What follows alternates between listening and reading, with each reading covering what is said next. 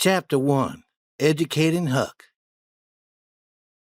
You don't know about me unless you've read a book by the name of The Adventures of Tom Sawyer. That book was written by Mark Twain, and he holds the truths mainly. Not all the parts of the story are true, but most of it is. I don't know anyone who tells the truth all the time, except perhaps Aunt Polly, or the widow Douglas, or Tom Sawyer's sister Mary. These people are written about in The Adventures of Tom Sawyer. That book ends like this. Tom and I find money that was stolen, and we're allowed to keep it. We become rich. We each have $6,000 in gold. Judge Thatcher put the money in the bank for us, and we can have $1 a day.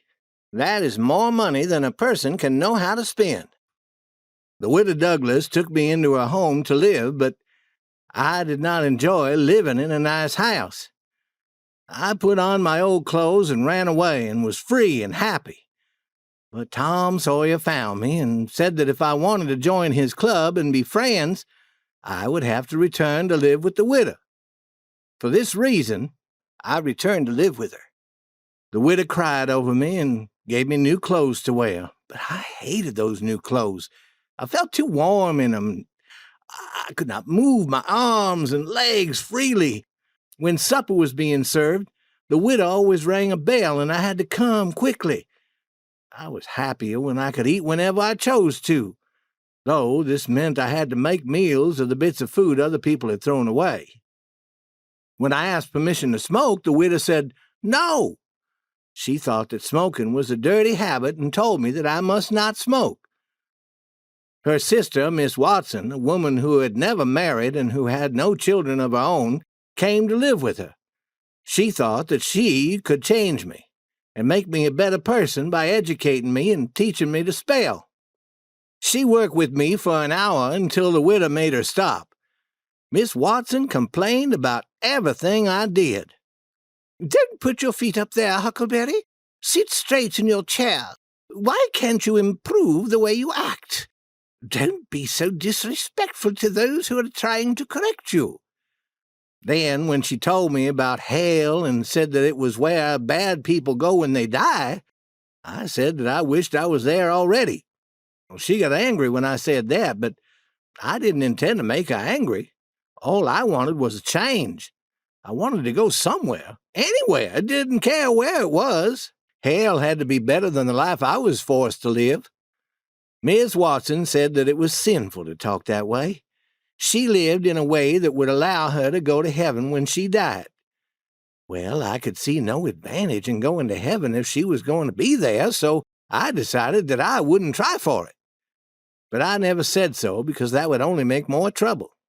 Miss Watson told me more and more about heaven, and all the good people were going there.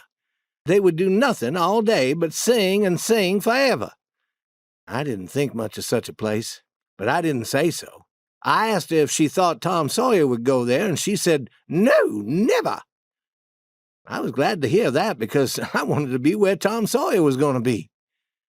Miss Watson continued to complain about my behavior, which made me feel unhappy and lonely. In the evening, before we went to sleep, she said prayers for me. I went to my room and sat in a chair and tried to think of something cheerful, but I couldn't. I felt so lonely that I wished I was dead. The stars were shining and the wind moving in the trees sounded as though it was whispering to me.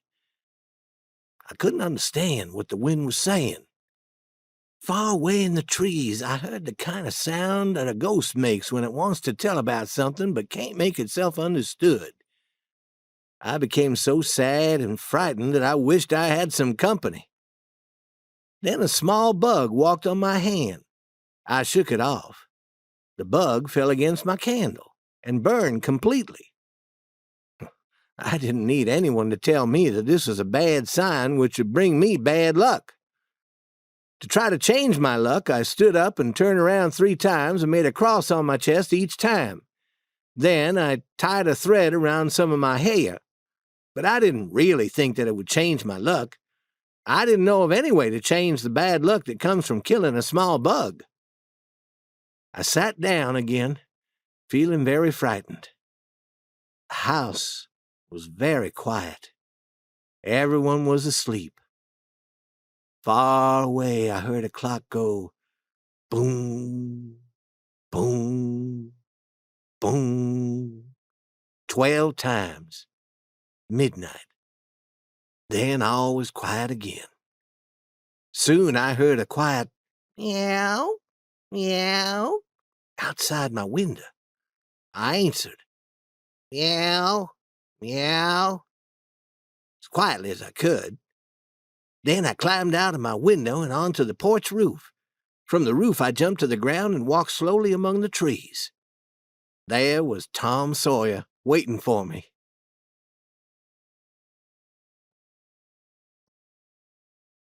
Chapter 2. Tom Sawyer's Club. Tom and I walked quietly along a path among the trees. When we passed near the widow's kitchen, I fell and made a noise. We lay very still. Miss Watson's black slave Jim was sitting in the kitchen door. We could see him clearly because there was a light behind him. He stood up and asked, "Who's there?" Jim stood listening, then walked towards us. We didn't make a sound. Then he stood where Tom and I were hiding and asked again, "Who are you? I know that I heard something. I would just sit here until I hear the noise again." Jim sat on the ground between Tom and me. He leaned against the tree we were hiding behind. He almost touched my leg. My nose began to feel uncomfortable, and I wanted to rub it, but I dared not. We sat quietly for a long time. Then Jim began to breathe heavily, and we knew that he was asleep. Very quietly, Tom and I stood up and walked away. Then Tom decided that we would need some candles. He also wanted to play a trick on Jim. I said, "No, forget the candles. Jim will wake up, and then the widow will learn that I'm not in bed." But Tom loved jokes, and he loved danger. He walked quietly into the kitchen and took 3 candles. He left 5 cents on the table to pay for them. Then he walked quietly to Jim and took Jim's hat off his head and hung it on a tree nearby. Jim moved a little bit, but he didn't wake up. Later, Jim said that a ghost had played a trick on him and left his hat on the tree as a sign. Tom and I walked quickly into town where we could see only 3 or 4 lights. Almost everyone was asleep. Near the town was a big river, a mile wide, and very quiet at this time of night. Near the river we found Joe Harper, Ben Rogers, and 2 or 3 other boys hiding. We climbed into a small boat and traveled 2.5 miles down the river before we stopped the boat and went ashore. Tom led us to some bushes where he made everyone promise to keep his secret. He pushed aside the bushes and showed us a hole in the hill. We lit our candles and used them to light our way through the hole and into a large cave. Soon we came to a kind of underground room where we stopped. Tom said, "Now, we'll start our club and we'll call it Tom Sawyer's Club. Everyone who wants to join has got to make a promise and write his name in blood." Everyone was willing to do this. Tom wrote the program on a sheet of paper and read it to us. All the boys had to promise that they would never tell any of the club's secrets. If they did, other members of the club would kill them and would burn their dead bodies. Some boys thought that it would be a good idea to also kill the families of the boys who told the club secrets. Tom added this to the promise. Then Ben Rogers said, "Huck Finn doesn't have a family. How can we let him join the club?" "Well, he has a father," said Tom Sawyer. "Yes, he has a father, but you can't never find him. A few years ago his father would lay in the road drunk from too much whiskey, but he hadn't been seen in this town for more than a year." The boys talked about this problem. They decided that I could not join their club. I became very sad and felt like crying. Then I thought of a solution to my problem. "Miss Watson can be part of my family." You can kill her if I tell any club secrets. Everyone agreed to this, and I was able to join the club. Each boy made a small cut in his finger with a pin to get blood to write his name. "What will we do in our club?" asked Ben Rogers. "Oh, kill people and take their money," said Tom.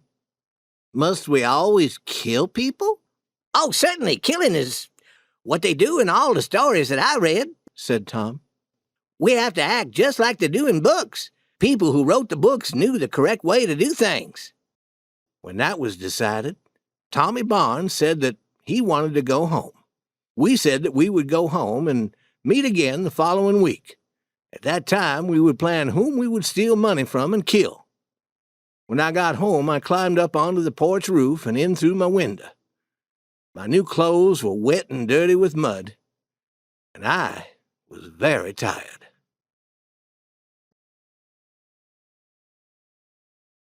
Chapter 3. Huck is disappointed. Miss Watson was very angry with me in the morning because of the dirt on my clothes, but the widow wasn't. She was very sad and unhappy, though, as she cleaned my clothes. Because I didn't want her to feel sad, I promised to be good and do things to make her feel proud of me. Then Miss Watson told me to pray every day and that whatever I asked for, I would get. But my prayers weren't answered. I talked to the widow about my prayers, and she said that my prayers would not be answered with material things. She said that I must pray to help other people, and that I was never to think about myself. I knew that she meant that I would also have to pray to help Miss Watson. I walked out into the woods and thought about this for a long time, but I couldn't see any advantage in that kind of life for me. All the advantage would be for Miss Watson.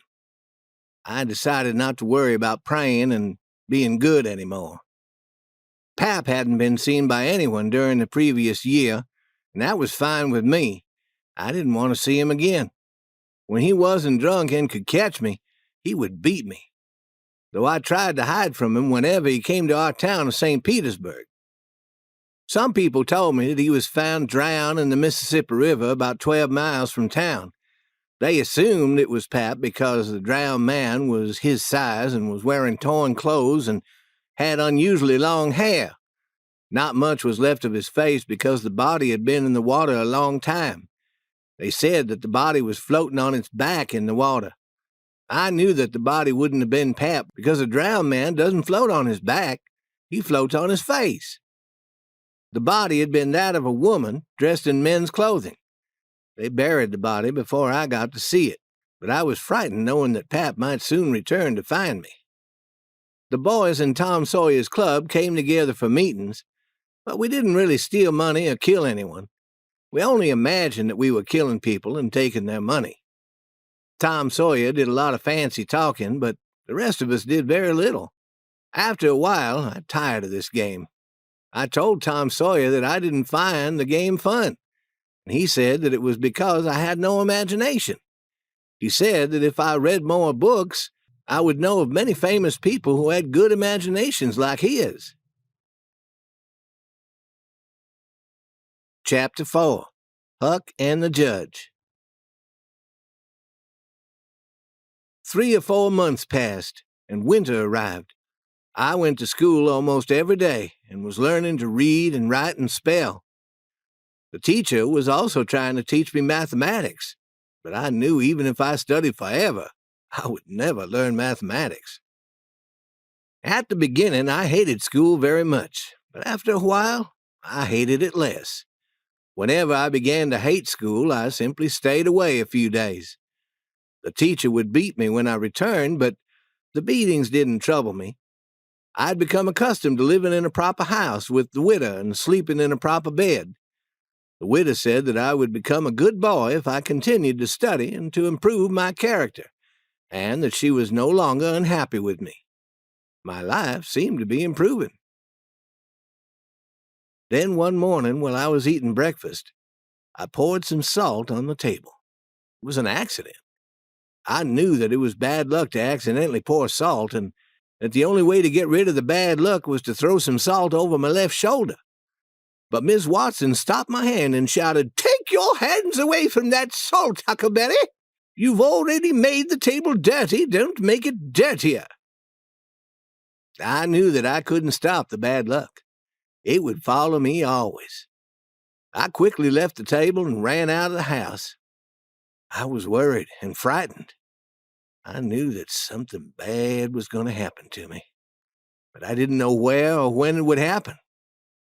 I walked through the front garden and climbed over a high fence. Snow was on the ground, and I could see tracks made by a man's shoes in the snow. The tracks showed that the man had walked around the garden fence, but had not come into the house. I bent down to look closely at the tracks and discovered that the heel of one shoe had left a mark that showed that it had a cross in it, made with 2 nails. I knew that someone had put this cross on the heel of his shoe to get rid of bad luck. I stood up quickly and was soon running down the hill. I looked over my shoulder, but I didn't see anyone following me. I ran to Judge Thatcher's house as quickly as I could. "Hello, Huckleberry, why have you been running? Did you come to ask me about your money? You need a few dollars?" "No, sir," I answered. Did the bank send you some money for me?" "Yes, more than $150. It's a large amount of money. I would like to keep it for you, together with your $6,000. If I give you all the money now, you'll only spend it on foolish things." "I don't want to spend my money. I don't even want it, ever. Not even the $6,000. I want you to have it. I want to give all my money to you." The judge looked surprised. He couldn't understand what I was saying. "What do you mean?" he asked. "Don't ask me questions, please. Just take the money. You will, won't you?" The judge said, "I'm puzzled. Is something wrong?" "No," I said, and walked away.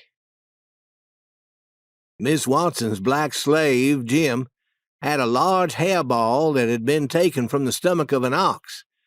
Jim thought that the hairball had special powers. He said that it had the ability to tell what would happen in the future. I went to Jim and told him about the tracks that I had seen in the snow. I told him that I knew that Pap was in town again because I knew that he had made a cross with 2 nails in the heel of his left shoe.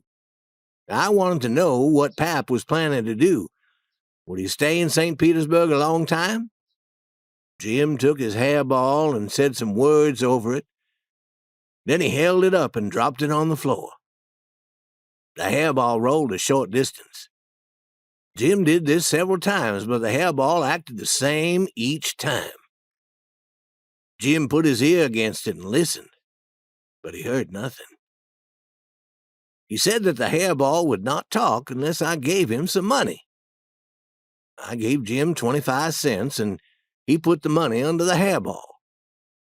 This time the hairball talked to Jim, and he told me what it said. "Your pap doesn't know what he'll do. Sometimes he think he'll go away, and sometimes he think he'll stay. The best plan is to stop worrying and let your pap do what he chooses. You'll have much trouble in your life, but also much joy. Sometimes you'll be hurt, and sometimes you'll be sick, but always you'll be healthy."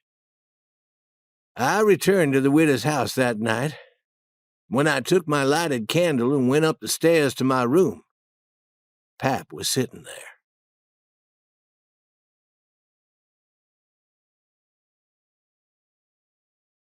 Chapter 5. Huck's Father. I closed the door, I turned around, and there he was. I expected to be frightened of him now, but I wasn't. Pap was nearly 50 years old.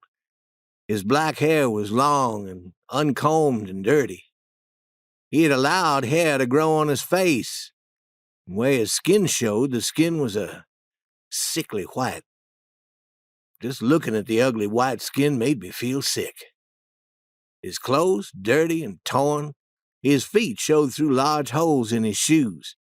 His hat was on the floor, an old black hat with a large hole in it. I stood looking at him. He sat looking back at me. I put my lighted candle down.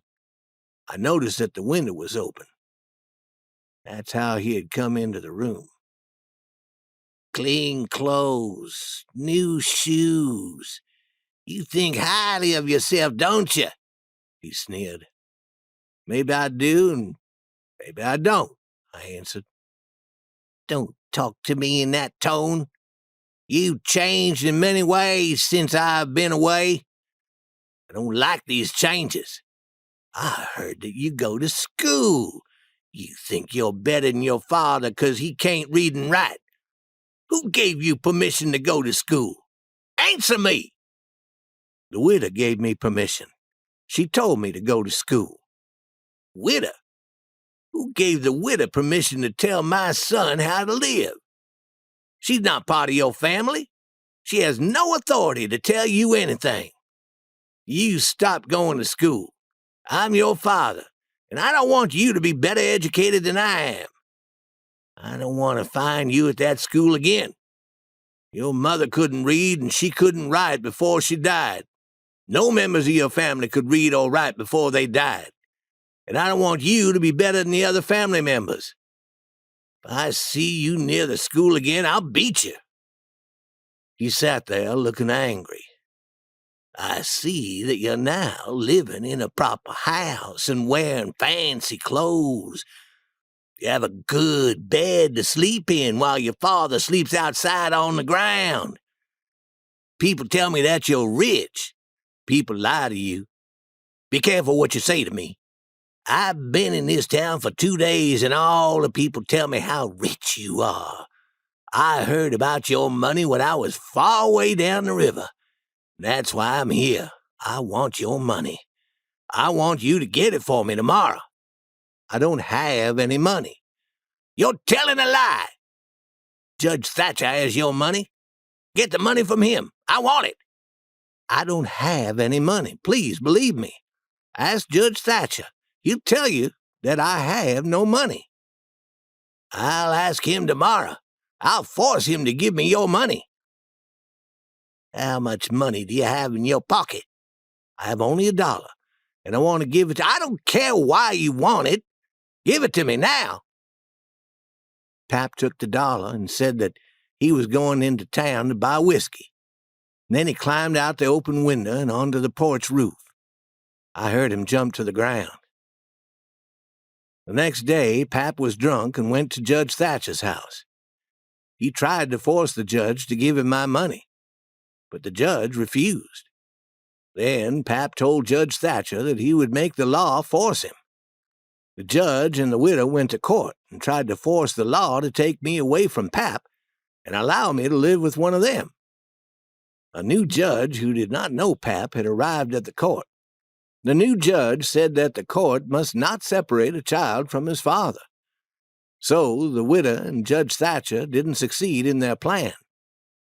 Pap would have authority over me, though I continued to live with the widow. Chapter 6. Life with Pap. Pap again went to court to try to force Judge Thatcher to give him my money. He also tried to stop me from attending school. When he saw me going to school, he would catch me and beat me. But I continued to go to school and tried to prevent Pap from seeing me. I wasn't happy going to school before, but now I went because I knew that it made Pap unhappy. Some days I would ask Judge Thatcher for $2 or $3, which I gave to Pap. He would buy whiskey with the money and get very drunk and start fights with men in town. Pap began coming to the widow's house to see me. She told him to stay away or she would cause trouble for him. This made him very angry. He told her that he had authority over his son, and she couldn't tell him how he must act around his son, what he could and could not do to me. The next day, Pap caught me alone near the river. He pushed me into a small boat, and we traveled 3 miles up the Mississippi. We crossed to the Illinois shore, to a place where there were many trees and no houses. Pap took me to a small cabin made of logs. This cabin was so hidden in the trees that no one could see it from the river. Pap stayed with me all the time. and I never had the opportunity to run away. Whenever Pap left the cabin, he would lock me inside and take the key with him. At night, he slept with the key under his pillow. He had a gun which he had stolen, and we used it to hunt animals for our food. We also fished in the river. Every 2 or 3 days, Pap took some fish to a store where he traded them for whiskey. When he returned to the cabin, he would be very drunk and he would beat me. I didn't like the beatings, but otherwise life with Pap wasn't difficult. I never had to do any work or any studying, and I could smoke whenever I wished. We spent most of the time fishing or just sitting and watching the river. I never had to wash or put on clean clothes, and could sleep whenever I wanted. We ate our meals when we were hungry, not when someone told us to. Pap stayed away from the cabin often. Once he stayed away for 3 days, and I was locked inside alone. I didn't enjoy that. Whenever Pap returned from a trip, he'd be very drunk and beat me more and more. When he was away for long periods of time, I began to worry that he would never return. What would happen to me? I could die locked inside the cabin. I began to think of a way to escape. I found an old dirty saw that Pap didn't know was in the cabin. With this tool, I began to saw a hole through one of the logs in the wall behind my bed. I wanted to make a hole large enough to climb through and escape. Making such a hole was going to take a long time, and I worked at it whenever Pap was out of the cabin. I kept the saw hidden while Pap was home.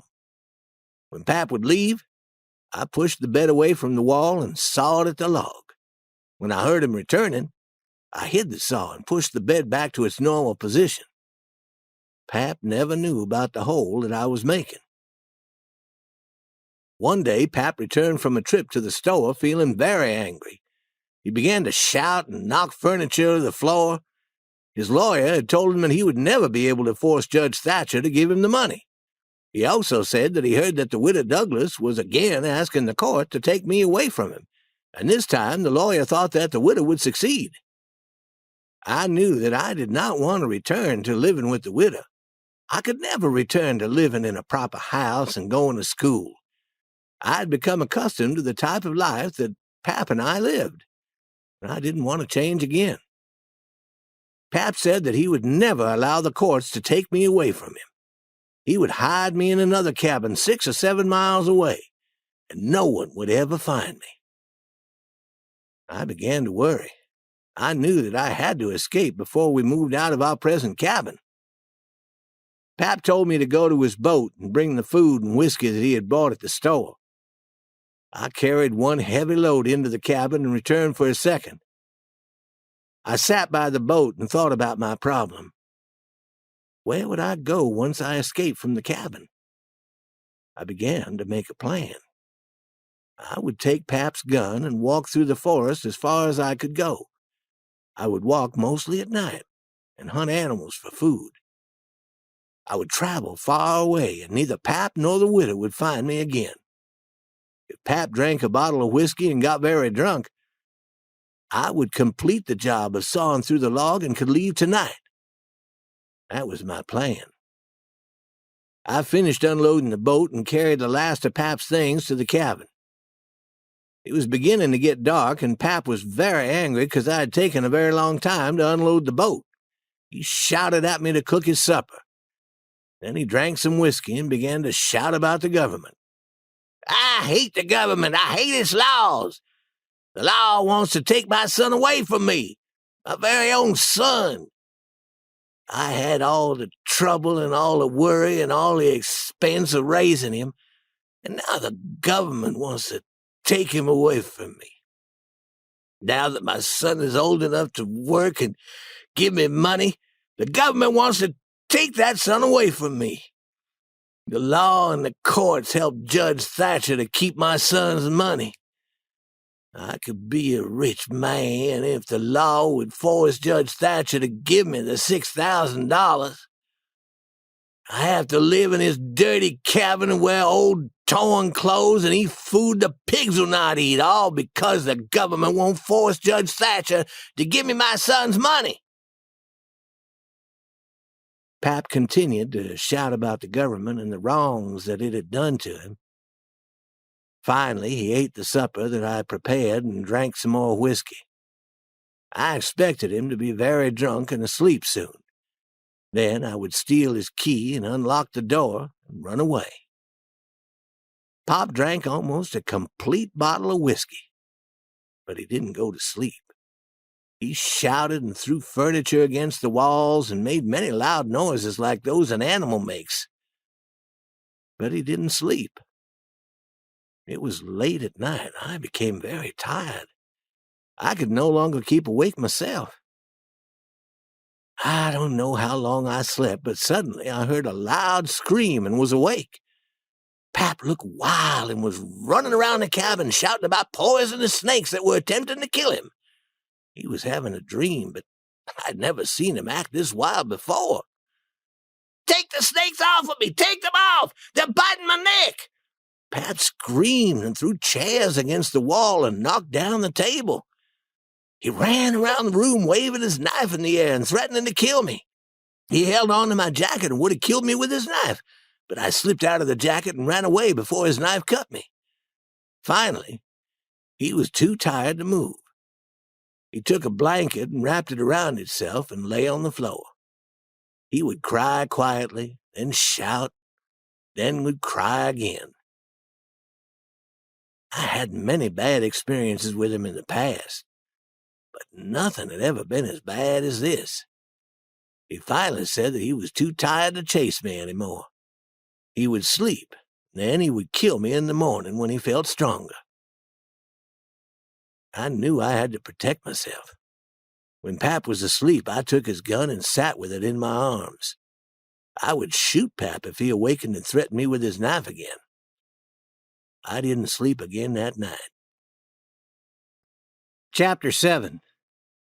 Huck Escapes. "Stand up! Why are you asleep?" I opened my eyes and looked around. I could see Pap standing over me, looking very angry and sick, too. "Why are you holding that gun?" he asked. I knew that Pap had forgotten all that had occurred the night before. I answered, "Someone tried to get into the cabin last night. I took the gun to protect us." "You should have awakened me." "I tried. I really tried. I shook you, but you continued to sleep." "Well, don't stand there talking all day. Go to the river and catch some fish for breakfast. I'm hungry." Pap unlocked the door, and I walked along the river till I found a good place to fish. I noticed many branches floating on the river. The river was much deeper than it was normally, and was flowing much faster. Several large logs floated down the river. I became excited. What else might I find? Suddenly, I saw an empty canoe floating on the river. It was 13 or 14 feet long and in excellent condition. I jumped into the river and began to swim to the canoe. When I reached it, I jumped in and rowed to shore. At first, I planned to give the canoe to Pap to sell for $10. But when I reached the shore, I couldn't see Pap. Then I had another idea. I would hide the canoe and use it to escape. Instead of walking many miles through the forest to get away from Pap, I could use the canoe to go 50 miles downriver to a place where no one would be able to find me. I hid the canoe in a small stream near the river and covered it with tree branches. I knew that Pap would not be able to find it. When I returned to the cabin, Pap noticed my wet clothes. I told him I'd fallen into the river. Then I cooked the fish for our breakfast. After breakfast, Pap said that he would sleep a while. I sat and thought about my escape plan. I was troubled by one part of the plan. I knew that when Pap discovered that I had escaped, he'd begin searching for me, and I would always live with the fear of being found. I needed to think of a new plan. Finally, an idea came to me. This new plan would assure that no one would search for me. At noon, Pap awoke and walked to the river. He called to me to say that he saw a raft made of 9 logs floating down the river. He wanted to get the raft because he knew he could sell the logs at the store. We jumped into our boat and rowed out into the river. I seized the rope tied to the raft and pulled the raft ashore. Pap was eager to sell the logs to buy more whiskey. He locked me in the cabin and said that he would slowly pull the raft down the river to the store. I knew that this would take a long time and that he would not return until the following day. I quickly got my saw and moved my bed away from the wall. I soon finished sawing the hole through the log wall and climbed through to freedom. I carried bags of food from the cabin to my hidden canoe. I also took blankets and dishes and pots and pans and everything else I thought might be useful. The last things that I took were Pap's gun and his axe. Then I pushed the piece of log back into the hole. I didn't want Pap to know how I'd escaped. I took Pap's gun and walked into the forest to hunt for a wild pig. Soon I shot one and dragged it to the cabin. With the axe, I cut a large hole in the front door. Then I dragged the pig into the cabin and cut its throat. Blood poured out onto the floor. Next, I got a large bag and filled it with rocks. I dragged this heavy bag across the cabin floor towards the door, across the ground outside the cabin, and all the way to the river. I threw the bag into the river and watched it disappear in the deep water. Marks made by the sack were left on the ground. Anybody looking at these marks would think that they were made by dragging a dead body over the ground. Night came and I was very tired. I sat in the canoe and waited for the moon to rise. I smoked some tobacco and thought again about my plan. When Pap returned and found the cabin empty and blood all over the floor, he would think that I had been murdered. He would assume that my body was dragged across the ground and thrown into the river. He might search for my body for a while, but he wouldn't suspect that I was alive and therefore wouldn't attempt to find me. The river was very wide, nearly a mile across to the far shore. The moon was bright now, and I knew that it was time to begin my journey. I began to untie my canoe when I heard a faint sound on the river. I knew that it was the quiet sound made by a man rowing a boat. Could Pap be returning? I had not expected him until the next day. The boat came nearer. It was now close enough so that I could have reached out and touched the man in it. It was Pap. I could see him in the moonlight, but he couldn't see me or my canoe because I was hidden in the tree branches that grew out over the water. Pap didn't appear to be drunk. I waited until Pap had rowed past me, then quietly moved my canoe down the river. I stayed close to the shore so that I'd be hidden by the tree branches. When I became too tired to row, I lay in the canoe and let it float gently down the river. As I lay there, I smoked my tobacco and looked into the sky. Not a cloud was in it. The sky looks very deep when you lie down on your back in the moonlight. I'd never known this before. A person can hear voices a long distance on such nights. I heard people talking on the far shore. I could understand every word they spoke.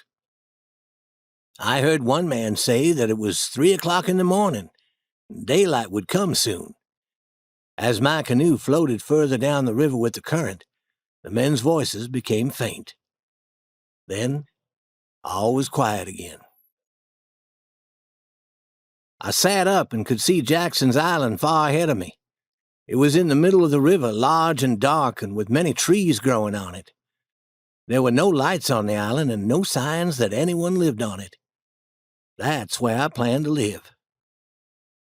I rowed the canoe to the edge of the island and hid it under some tree branches. Then I sat quietly watching the river. The sky was beginning to turn gray. I knew that the sun would soon be in the sky. I found a safe place under the trees, then went to sleep.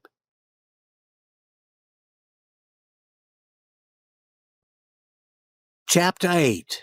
Exploring the Island. The sun was high in the sky when I awakened. I lay in the grass in the cool shade of some large trees. I felt very comfortable and planned to wait before I cooked my breakfast. While I lay under the trees, I heard the distant sound of a large gun being shot across the water. I sat up and listened. I heard the sound again. Then a third time. A large boat filled with people was traveling on the river. I knew what they were doing. They were shooting the large gun in an attempt to force my dead body to float to the top of the water. I was now hungry, but it wasn't a good time to build a fire to cook my breakfast. The people on the boat might see the smoke. I sat there watching them for a long time. The boat passed close to where I was hiding. I could see many people I knew: Pap, Judge Thatcher, Joe Harper, Tom Sawyer, Tom's Aunt Polly and his brother Sid, and many more. Everyone was talking about my murder. The captain shouted, "Look carefully. The current flows toward the island here. The river may have carried Huck's body to the edge of the island." All the people on the boat crowded to one side and watched the shore. I stayed hidden. They shot the big gun, and the noise made my ears hurt. The boat floated on and was soon out of sight round the island. I could hear the noise of the gun further and further away. And then I didn't hear the gun anymore. The island was 3 miles long. When the boat came to the end of the island, it turned and traveled up the other side. I crossed to that side and watched it travel toward the far shore. I knew that the people were returning to their homes. I was going to be safe now. No one would search for me again. I carried my supplies from the canoe to a place under some large trees near the center of the island. There I made a tent out of my blankets and put my supplies inside. I caught a fish, cleaned it with my knife, and cooked it for supper. When it was dark, I sat by my campfire smoking tobacco and feeling well satisfied. After a while, I became lonely and walked to the edge of the island. I listened to the river current and counted the stars in the sky. Then I counted the logs and rafts floating down the river. There's no better way to spend your time when you are alone. Soon you lose that feeling of loneliness. For 3 days and nights, my life followed this pattern. Nothing was different. Each day, I did exactly the same things. On the 4th day, I explored the island. The whole island belonged to me, and I wanted to know everything about it. I was also growing bored and needed a change. I found grapes and other small fruit to eat. I carried my gun and hoped to find an animal that I might kill for food. I had walked a long way and knew that I must be near the end of the island. Suddenly, directly in front of me were signs of a small campfire. Smoke was rising from the burned wood. My heart jumped. I held my gun tightly as I slowly backed away. Quietly, I began the long walk to my tent. I would walk a short distance, then stop to listen. I was so frightened that I could hardly breathe. I knew that another person was on the island with me. When I reached my tent, I quickly gathered all my supplies and carried them to my canoe. Then I scattered bits of burned wood from my fire. When I was satisfied that I had left no signs of my camp, I climbed a tall tree and looked around. I stayed in the tree for 2 hours, but could neither see nor hear anything. I couldn't stay in that tree forever and finally climbed down. I stayed hidden most of the day and listened for sounds made by the other man. When it was dark, I quietly got into my canoe and traveled to the far shore near a town. I was very hungry and looked for a place to get some food. Suddenly, I heard the sounds made by many horses. The sounds came nearer, and I could hear men talking. "We'll stop here. The horses are very tired. We can continue our search in the morning. We're sure to find him." I didn't wait. I ran to my canoe and returned to the island. No place was safe. I tried to sleep in the canoe, but I didn't sleep much. After a few hours, I said to myself, "You can't live this way. You have to find the other person living on this island. Having decided to do this, I felt better immediately. I rowed the canoe close to shore, staying in the shadows made by the trees that grew out over the water. The moon was shining brightly, and outside the shadows it was nearly as light as day. I rowed quietly for an hour. Nothing else moved except the river current. When I reached the end of the island, I came ashore. I carried my gun out of the canoe and walked through the trees overhead. The moon was gone from the sky now, and the sun would soon appear. I took my gun and walked quietly toward the place where I had seen the campfire. A fire was burning. I approached it slowly. There lay a man on the ground. He was wrapped in a blanket with his head toward the fire. I sat behind some bushes and watched him. The day was getting brighter, and the man slowly sat up. He stretched his arms, and his blanket fell to the ground. The man was Miss Watson's black slave, Jim. "Hello, Jim! Am I glad to see you?" I shouted. Jim jumped up and stared at me wildly. Then he dropped down on his knees and put his hands together and said, "Don't hurt me.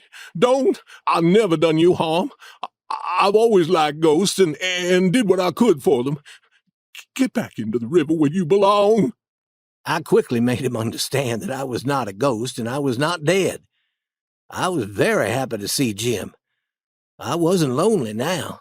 I talked for a long time, but Jim sat quietly. He never said a word. "I'll cook our breakfast and add more wood to your fire. We need a large fire for cooking." "What will we cook? All I've been eating are some of the fruit that grows on the island. Fruit doesn't have to be cooked." "How long have you been on the island, Jim?" "I came here the night your pap said that you were murdered." "You've been here that long time and have eaten only fruit? You must be starved." "I'm hungry. What have you been eating?" "I have a gun, and I've been shooting small animals for food. I'll get my supplies from the canoe now, while you put more wood on the fire." After eating a large breakfast, Jim turned to me and asked, "Who was murdered in that cabin? And why did your pap think that you were dead?" I told Jim the whole story, and he said that I was very clever, that even Tom Sawyer could not have thought of a better plan. Then I asked, "How do you happen to be here, Jim?" Jim looked unhappy and said nothing for a moment. "Maybe I shouldn't say. "Why, Jim?" I had my reasons. Promise you won't tell anyone." "You know I won't tell, Jim." "I believe you, Huck. I ran away." "Jim!" "Remember, Huck, you promised not to tell." "I won't tell, Jim. People will call me an abolitionist, and I will hate me for not telling, but I don't mind. I'll never return to St. Petersburg again anyway. Tell me why you ran away." "You know I belonged to Miss Watson. She didn't always treat me well, but she promised that she would never sell me down the river to New Orleans. The city of New Orleans is as close to hell as a black slave can get on this earth. Last week I saw a slave trader talking to Miss Watson. This made me feel uneasy. One night I listened at an open door as Miss Watson was talking to the widow Douglas. I heard her say she was planning to sell me for $800 and that I would be sent down the river to New Orleans. She said that she hated to do this, but that $800 was a lot of money, and she needed money. As soon as I heard this, I started to run. I hid in town all day. I heard people talking about how you were murdered, and I saw them leave in a boat to search for your body. When it was dark, I jumped into the river and swam to this island." "And you've had almost nothing to eat until I found you." "I couldn't look for food along the shore because someone might see me. I've had to stay hidden in the bushes during the day. and all I could find there was fruit. Chapter 9. The Cave and the Floating House. I wanted to explore the middle of the island, where I'd seen a high hill. Jim and I had a difficult time climbing to the top of the hill because it was covered with bushes growing close together. Near the top, we found a cave in the rocks. It was as big as 2 or 3 rooms, and Jim could stand up straight in it. Jim suggested that we hide the canoe and carry the supplies up to this cave. If anyone were to come to the island to search for him, they would never find him in the cave. Also, when it rained, our supplies would stay dry. After we moved our supplies to the cave and built a fire, we cooked supper. Then the sky got dark, and it began to thunder and lightning. The rain poured, and I never saw the wind blow so hard. It got very dark and looked blue-black outside. It rained so hard that we could barely see the trees. The wind bent the trees until they nearly touched the ground. And when the night was at its darkest, it was as bright as day. The lightning gave us a quick view of the treetops bending in the storm. Suddenly it was dark again. We heard the thunder crash and then roll across the sky. "Jim, this is nice," I said. "I don't want to be anywhere but here in this cave with you." The big storm caused the river to rise.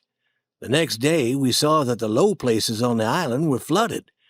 As we looked across the river to the far shore, we saw that parts of the land were flooded too. We watched many trees and logs float down the river.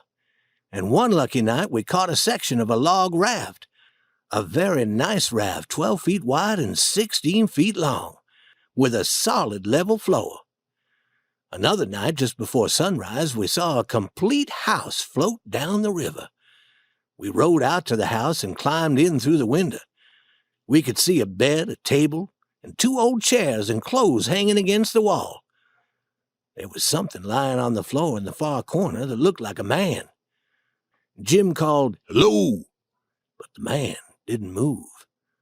"He can't be asleep. He must be dead." Jim went to check. "You're right. He's dead. He's been shot in the back. He's been dead 2 or 3 days. Don't look at his face, Huck. It's awful." I didn't look at him, but I threw some old clothes to Jim to use to cover the body. Then I looked around the room.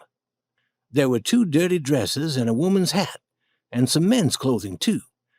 We took everything of value we could find: candles, a cup, a blanket, an axe, some nails, and a few other supplies, but most of the things were torn and quite dirty. Then we left the floating house. It was already daylight. I made Jim lie down in the canoe and cover himself with a blanket. If he were to sit up in the canoe, someone might notice that he was black and come to get him. However, I rowed all the way back to the island without seeing anyone at all. Chapter 10. Bad Luck. The following day, I wanted to talk about the dead man and why he was murdered, but Jim refused. He said that talking about the murder would cause bad luck. I said no more about this, but continued to think about the dead man and wished I knew who had shot him and why. I searched through the pockets of the old clothes we had taken from the floating house and found $8 silver and an old coat. I showed the money to Jim and said, "You're always talking about bad luck. When I showed you the snakeskin I found yesterday, you said that touching the snakeskin would bring me the worst luck in the world. You call this bad luck? We found all those clothes and other supplies in that old house, and now we have $8 silver. I wish I had this kind of bad luck every day." "Don't make a joke about bad luck, Huck. It's coming. Listen to me. Bad luck is coming." It did come, too. 4 days later, we were resting on the grass after eating a large meal. I went into the cave to get some tobacco and found a large poisonous snake. I killed it, placed it on Jim's blanket in such a way that the snake appeared to be alive. I thought this would be a funny trick to play on Jim and was waiting to see him jump with fear when he saw the snake. When it grew dark and we returned to the cave for sleep, I had forgotten about the dead snake. While I was lighting a candle, Jim lay down on his blanket and suddenly screamed. He was bitten by a live snake. He wasn't wearing shoes and was bitten on his foot. I felt like a fool. I'd forgotten that whenever you kill a snake, a second snake will come and curl around it. Jim told me to cut off the snake's head and throw it away. Then he told me to remove the snake's skin and cook a piece of its body. I did that, and Jim ate what I'd cooked. He said that this would cure him. I carried both snakes out of the cave and threw them as far as I could into the bushes. I didn't want Jim to see 2 dead snakes and to discover the trick that I had played on him. Jim became very, very sick. I thought he was going to die. The snake's poison caused his foot and leg to swell to twice their normal size. We had found some whiskey in the floating house, and I gave that to Jim to drink. He was too drunk to notice the pain in his leg. After 4 days and 4 nights, the swelling in Jim's leg began to grow smaller. He felt less pain and was able to walk again. I made a promise to myself that I would never again touch a snakeskin. All Jim said to me was that he hoped I would now believe him when he spoke to me about bad luck.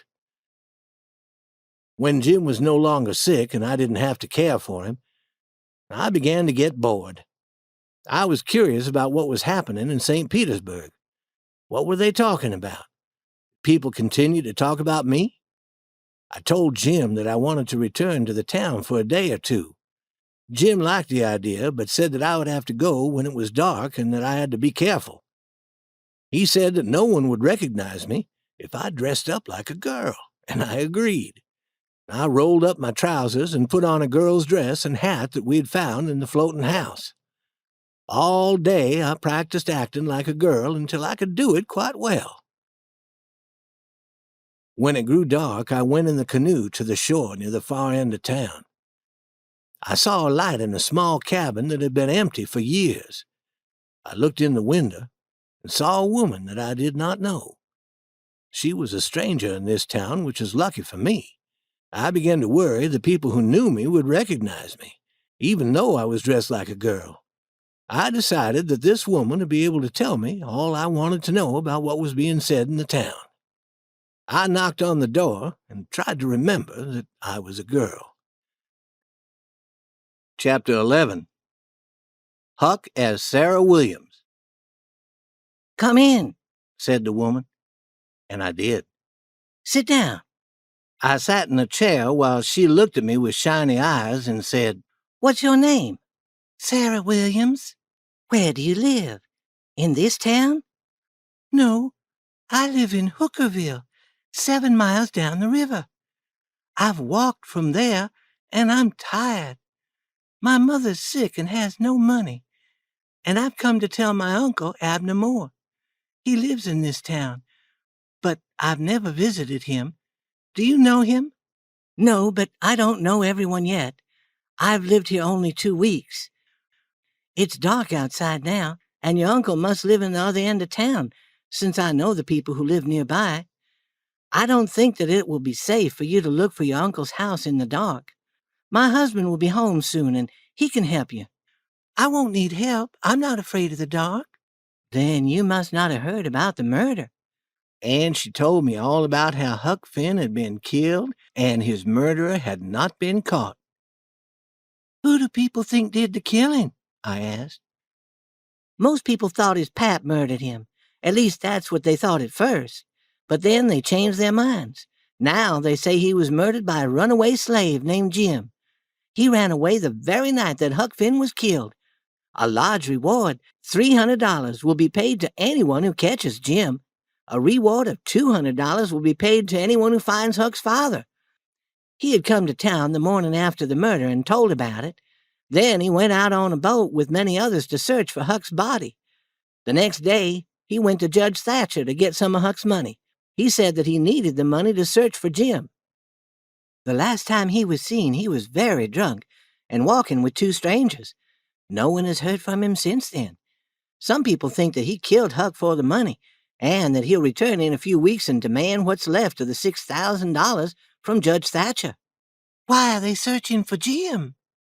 Because of the $300. That's a lot of money.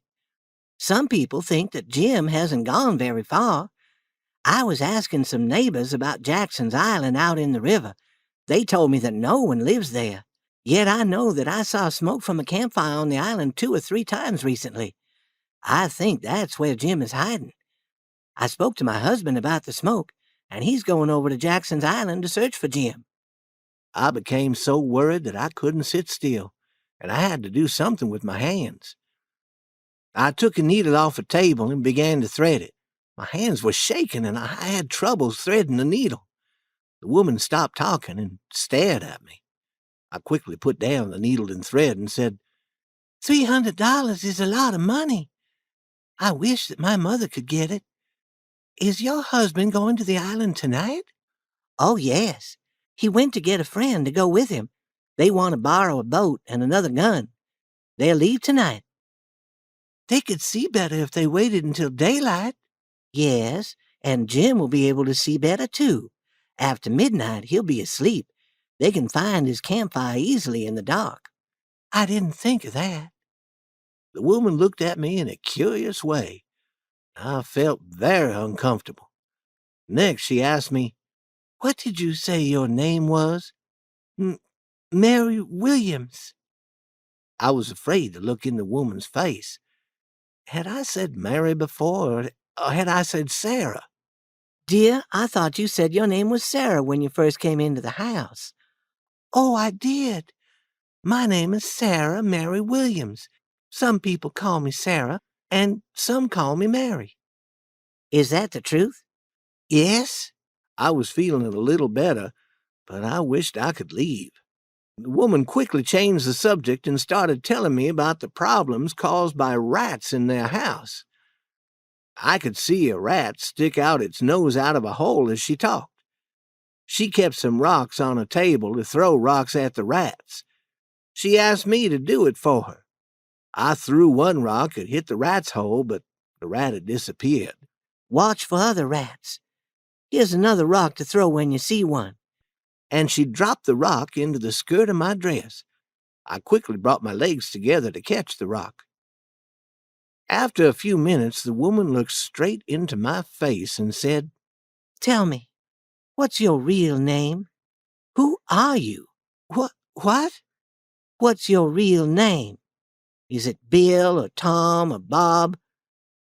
What is it? I was shaking like a tree in the wind. I thought a moment before I spoke. Please don't joke with me. I'm a poor girl.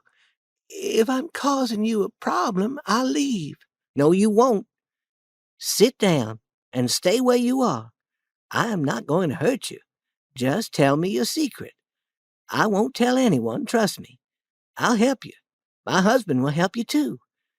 Tell me the truth now, like a good boy. I could see that she was not fooled by the girl's dress that I was wearing. I told her that I would speak the truth, but she must keep her promise not to tell anyone my secret. I told her that my mother and father were dead, and that I was forced to work for a mean farmer who lived about 30 miles from the river. He beat me and treated me in a bad way, and I knew I had to run away from him. He was going to be away from his farm for a few days, and I knew that this was the time to leave. I stole a dress and hat from his daughter so that no one would recognize me on the road. I believed that my Uncle Abner Moore would take care of me, which is why I came to this town of Goshen to search for him. Goshen? Do you think that this is the town Goshen? This is St. Petersburg. Goshen is 10 miles further up the river. Oh, well, if this is St. Petersburg, then I must leave. By walking quickly, I should get to Goshen in the morning. Wait, I'll give you some food to take with you. Before you leave, tell me your real name. George Peters. Remember that name, George. Don't tell me later that it's Alexander, and then that it is George Alexander. And don't try to be a girl again. You might fool a man, but you'll never fool a woman. When you thread a needle, don't hold the thread still and bring the needle to it. That's the way a man does. A woman always holds the needle still and brings the thread to it. And when you throw a rock at a rat, don't do it in a skillful manner, and be sure to miss the rat's hole by 5 or 6 feet. And when a girl tries to catch something in the skirt of her dress, she throws her knees apart. She doesn't bring them together. I realized that you were probably a boy when I watched you thread the needle. I asked you to do the other things as a kind of test. If you ever need a friend, remember me, Mrs. Judith Loftus. I left quickly and quietly returned to my canoe, which was some distance from the woman's small cabin. I went as fast as I could to the island. First, I ran to my old camping place and started a large fire. Then I ran to the cave and awakened Jim. Hurry, we have no time to waste. They're after us. Jim asked no questions. He said not a word. We loaded all our supplies onto the raft that we had found a few weeks before. We worked in the dark. 30 minutes after I reached the cave, we were ready to leave. Jim was on the raft with the supplies, while I rowed the canoe. We stayed close to the island as we traveled, protected by the tree branches that grew out over the water. We soon passed the end of the island, and we were out in the open river, and neither one of us had spoken a word. Chapter 12. A Slow Journey. We tied the canoe to the raft with a rope and floated slowly, very slowly on the quiet river. If we heard anyone following us, we planned to jump into the canoe and row for the shore. We were in such a hurry to leave the island that we had not put any supplies into the canoe. This was not a good plan, but we didn't have the time to think of a good plan. When the men came to the island to search for Jim, I knew that they would find the campfire which I had built. They would probably watch it all night, expecting Jim to return to it. Since we could hear no one following us, I was fairly certain that the campfire had fooled them. In the early morning, as it was beginning to get light, we traveled to the Illinois shore and tied the raft to a tree on a sandbar, which was a long, raised area of sand extending into the river. The sandbar was covered with tall trees growing close together and was a good place to hide the raft and canoe. We used our axe to get branches from the trees to cover the raft. At this place in the river, there were mountains on the Missouri side and nothing but trees on the Illinois side, so we felt fairly safe here. We stayed hidden in the bushes all day and watched the rafts and boats travel down the river, and the huge boats powered by steam travel up the river. I told Jim the complete story of my conversation with Mrs. Judith Loftus the night before. Jim said that she was a very intelligent woman, and if she had gone to search for him, she would have brought a dog with her to help find him. She would not have sat by a fire all night waiting.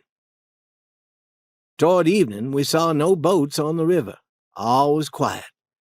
Jim took some of the boards that were part of the floor of the raft and built a kind of tent with them in the middle of the raft.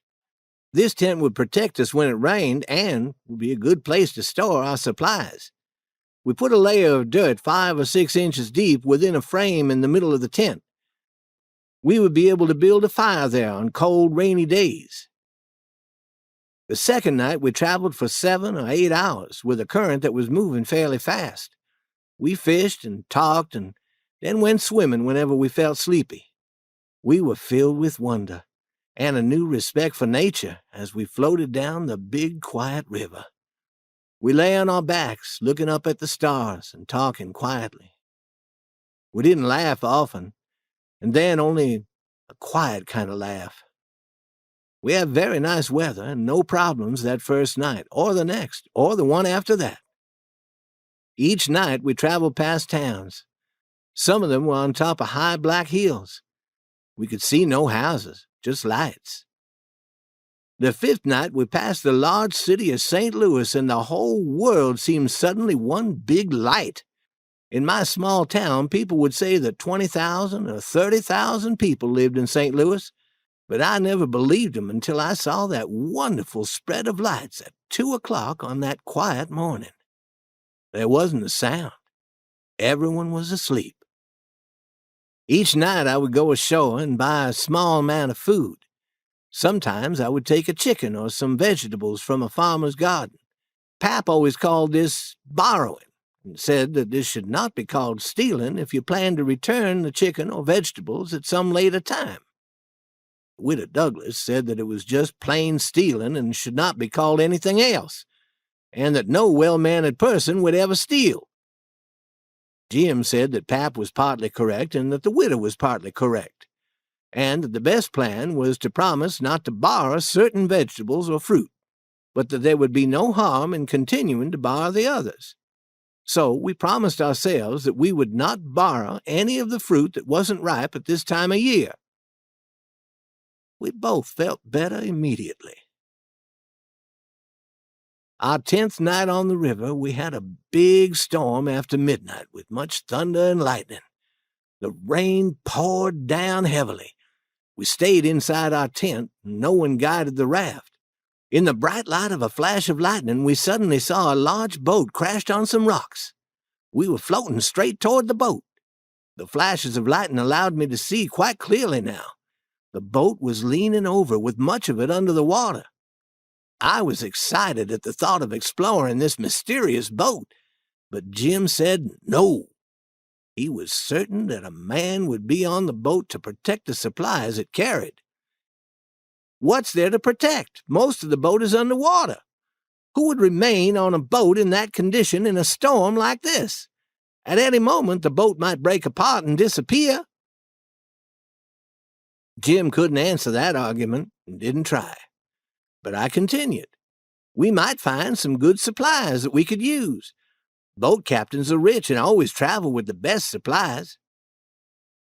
Jim wasn't happy, but he finally agreed to go with me on the boat. A flash of lightning showed the boat directly in front of us, and we tied the raft to a part of the boat extending above the water. We found it difficult to walk on the deck of the boat because it was leaning greatly. We moved very, very slowly, feeling our way with our feet. It was so dark that we could see nothing. Soon we reached the door of the captain's cabin, which was open. We looked around, and far off we could see a light and hear some voices. Jim whispered that he was feeling sick and that we must return to the raft immediately. I agreed and was slowly backing away from the door when I heard a voice say, "Please don't. I promise not to tell anyone." "You're telling a lie, Jim Turner. You done this before. You always want more than your share, and you always got what you demanded because you threatened to tell. But this time you not threaten us again." By this time, Jim had returned to the raft, but I was curious about what was happening in the boat. I said to myself, Tom Sawyer would stay and listen to what these men have to say, and I'll stay too. I got down on my hands and knees and moved slowly toward the room with the light. I could see a man lying on the floor with his hands and legs tied with ropes. 2 men were standing over him. One was holding a gun pointed at his head. The man on the floor was saying, "Please don't shoot, Bill. I never tell anyone." The second man said, "You never spoke truer words. I won't give you the opportunity to tell anyone. If we hadn't surprised you and managed to tie a rope around your arms and legs, you'd have killed us both. You won't threaten us again, Jim Turner. Put away that gun, Bill." "Let me shoot him, Jake. He killed Hatfield and showed him no mercy. He deserves to be killed." "Thank you, Jake," said the man on the floor. "I'll be grateful as long as I live." Jake didn't answer, but motioned to Bill to follow him out of the room. I tried to back away quickly in the dark, but the deck slanted upward so greatly I could barely move. I hid on a bed in a nearby room, seconds before the 2 men entered. They talked seriously and quietly. Bill said, "I know he'll tell the police. I want him dead." "So do I," said Jake quietly. "Why don't we shoot him then? Listen to me. Shooting him could cause us problems. If we were ever caught, we would be hanged for murder. We can take whatever value we find on this boat and hide out on the shore to wait. In a few hours, this boat will sink completely and Jim Turner will drown. No one will be able to blame us for his murder. What happens if the boat doesn't sink? We can wait the 2 hours, can't we?" And they left the room. I hurried as quickly and quietly as I could to where we had tied the raft. "Quick, Jim, we have to hurry. We must find the boat that brought the men here and untie it. Then all 3 of them will be left here. Get on the raft and begin the search." "Raft? What raft? I can't find our raft. The rope must have come untied and the raft floated away." Chapter 13. Escape from a Sinking Boat. When I heard Jim's words, I could hardly breathe. We were caught on a sinking boat with a group of murderers. I had no time to stand there worrying. We had to find the boat that belonged to the 3 men. We got down on our hands and knees and moved very, very slowly along the slanted deck. Jim said that he was too frightened to move, but I forced him to continue the search. After what seemed like a week, we found their boat. At that moment, one of the men appeared and jumped into the boat. "Give me that bag, Bill." Bill gave him the bag and jumped into the boat, too. "We must hurry. This boat could sink at any moment." "Wait! Did you look in Jim Turner's pockets? His share of the money must be in them." "No, I didn't search him. Did you?" "No. We have to return to get his money." They got out of their small boat and returned to the sinking one. Immediately, Jim and I jumped into their boat, cut the rope, and we were off. We didn't speak or whisper, and we barely breathed. Soon we lost sight of the sinking boat in the dark, and we knew that we were safe. Those 2 men would soon miss their boat and realize that they were in as much danger as Jim Turner. Jim began to row the boat, and I searched the river for our raft. Then I began to worry about those men. What an awful situation they were in. Awful even for murderers. I began to feel sorry for those men and said to Jim, "When we see a light, we'll tie up the boat, and I'll tell people about the sinking boat and the men on it. Prison would be a better place for those men than drowning in the river." My plan was a good one, except that we couldn't find anyone to tell. And then the rainstorm returned. We continued down the river, searching for our raft.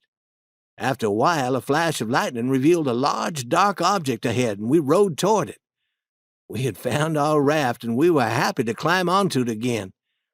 Soon we saw a light on the shore, and I said that I'd row the small boat toward it while Jim continued floating down the river on the raft. He was supposed to go ashore a few miles further downstream and build a small fire so I could find him. I surprised a man sleeping in a boat tied to the shore. He had left a light burning and was supposed to be guarding the boat. I started to cry and told the man this story.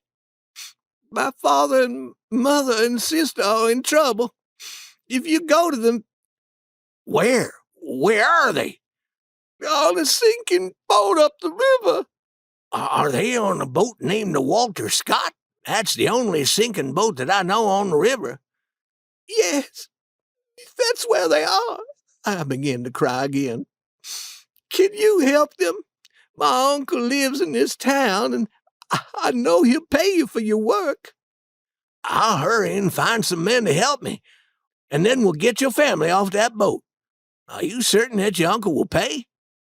And he rushed down the street in the dark to find help. I quickly returned to my boat, but I decided to sit there until I was certain that the man had returned and was on his way to find the men on the sinking boat. I would have liked the widow to know the good that I was doing. I thought that she would be proud of me.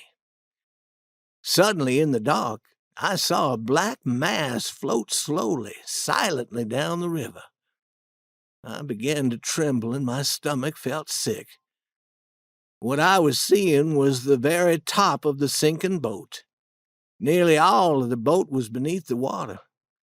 I moved close and called, "Hello!" several times, but no one answered. All was quiet. the quiet of death. I moved quickly to the middle of the river and then started toward the place where I had asked Jim to wait for me. By the time I reached the fire that Jim had built, the night was ending and we found a safe place to hide our raft. We were very tired and could finally sleep. Chapter 14. A General Good Time. When we awoke, Jim and I examined the supplies we had found in the boat belonging to the 3 men. We found heavy shoes, blankets, clothes, books, tobacco, all kinds of things that the men had stolen. Neither Jim nor I had ever owned this much before. We sat all afternoon talking.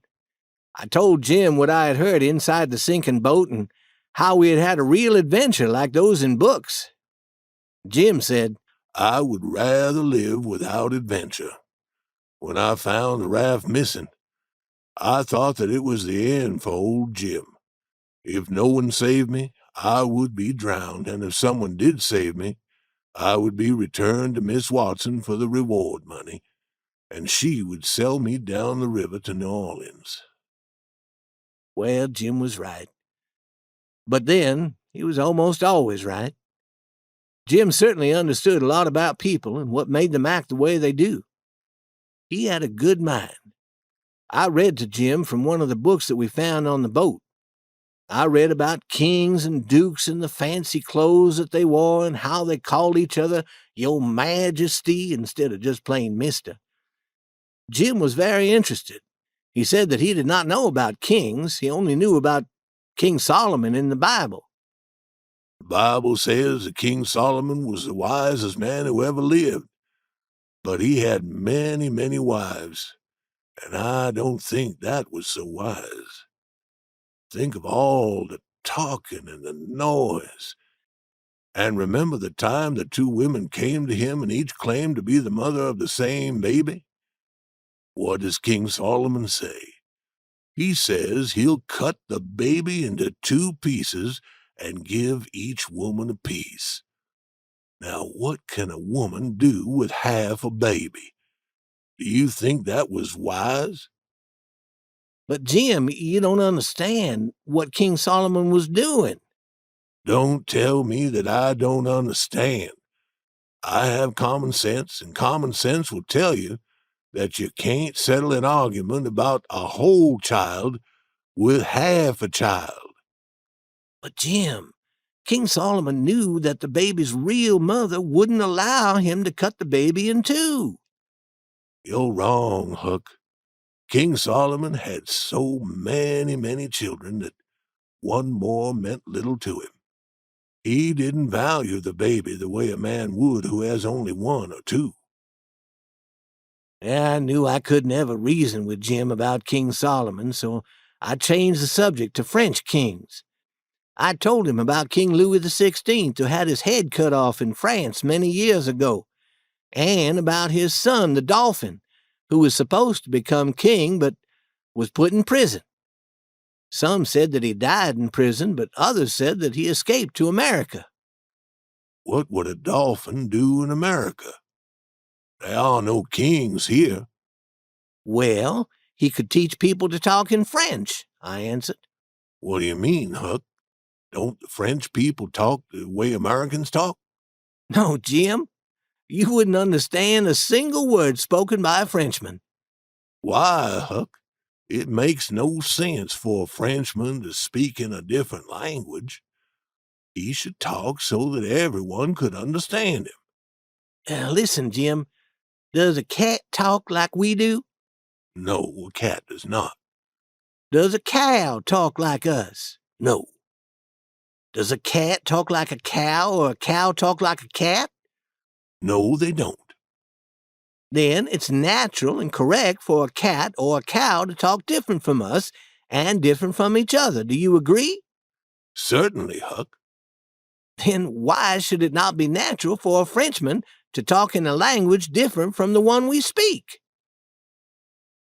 Is a cat a man, Huck? Is a cow a man? Well, no. Then, of course, a cat or a cow won't talk like a man. But is a Frenchman a man? Well, yes. Then why can't he talk like a man? Answer that. I knew that I was wasting my words. I could never win in this kind of argument with Jim, so I quit.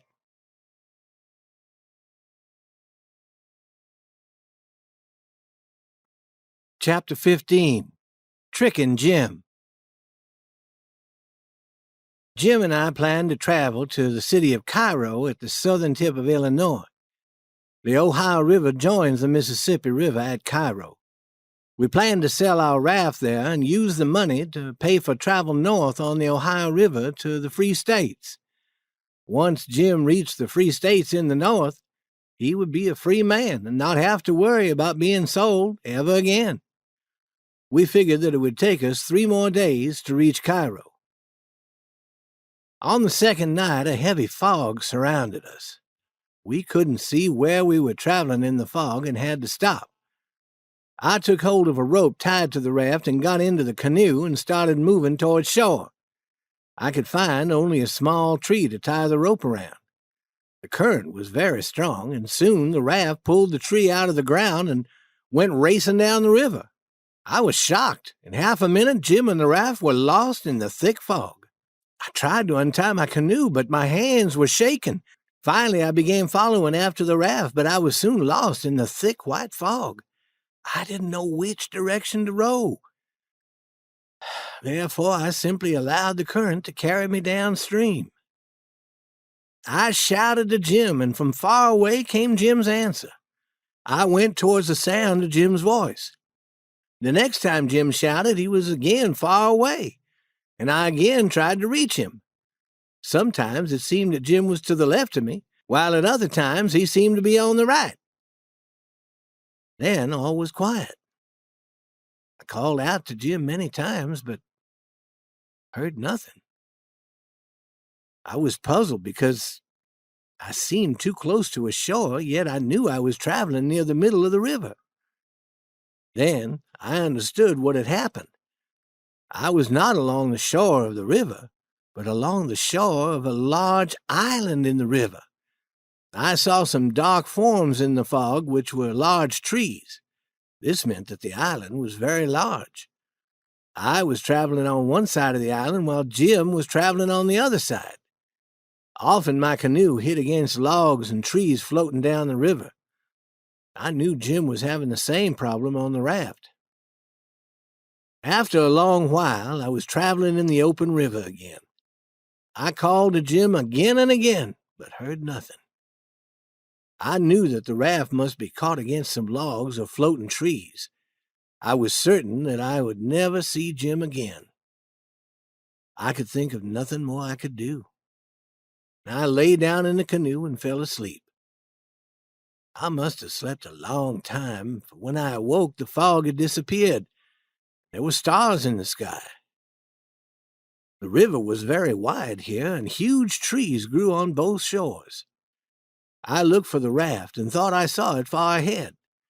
I went as fast as I could, but when I reached the dark spot that I thought was the raft, I found only a large tree floating on the water. For the next hour, I moved towards many other dark spots on the river, but each time I found only floating trees. Finally, I found the raft. Jim was asleep on it. Part of the raft had been broken by the force of the river current.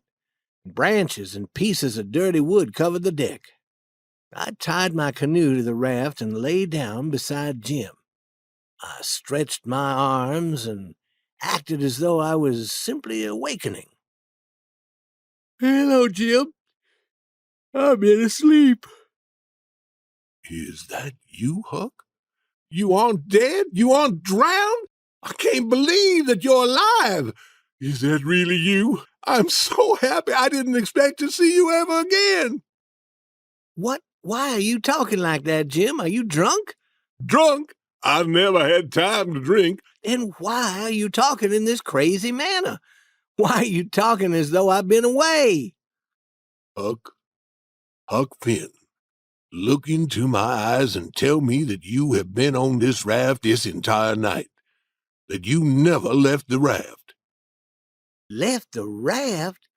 Why would I have left the raft? Where would I have gone?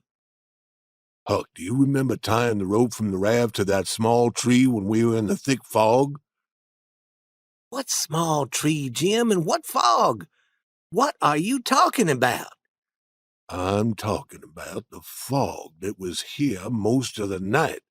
I'm talking about how we were separated, how you were in the canoe and I was on the raft, and my raft was nearly destroyed when it struck some big logs being pushed by the river current. You must have been dreaming, Jim. That didn't happen. There was no fog, and we were never separated. I've been sitting on this raft talking to you all night, till you went to sleep. But how could I have dreamed all that? That makes no sense. Well, you must have dreamed it, because I've been sitting here on the raft and never left it. Jim rubbed his hands over his face. If that was a dream, Huck, it was the strangest dream I ever had. That dream must have been sent to me as a warning. If we are going to prevent bad luck, we must understand exactly what each part of the dream means.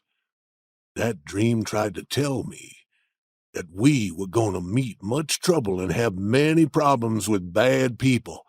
But if we are careful and are nice to people who are mean to us, we'll finally come out of the fog and have no more problems, and we'll end in the big clear river, which represents the free states of the North, where I'll finally be a free man. Well, that sounds fine, Jim, but how do you explain all these branches and pieces of dirty wood on the deck of the raft? How do you explain that part of the raft that is broken? Jim looked at me and then at the broken part of the raft and the dirty wood on the deck. Then he looked at me again. He never smiled, but had the saddest look on his face that I had ever seen. I'll tell you how I explain 'em, Huck. After I made my throat sore from calling and calling to you in the fog, and after searching for you until I thought that I wouldn't be able to move another muscle again, I began to cry. I knew that you were drowned, and I would never see you again. In that condition, I went to sleep.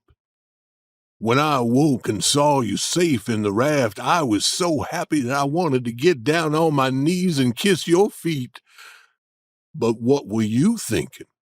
Only how you could trick old Jim and make him seem to be a fool.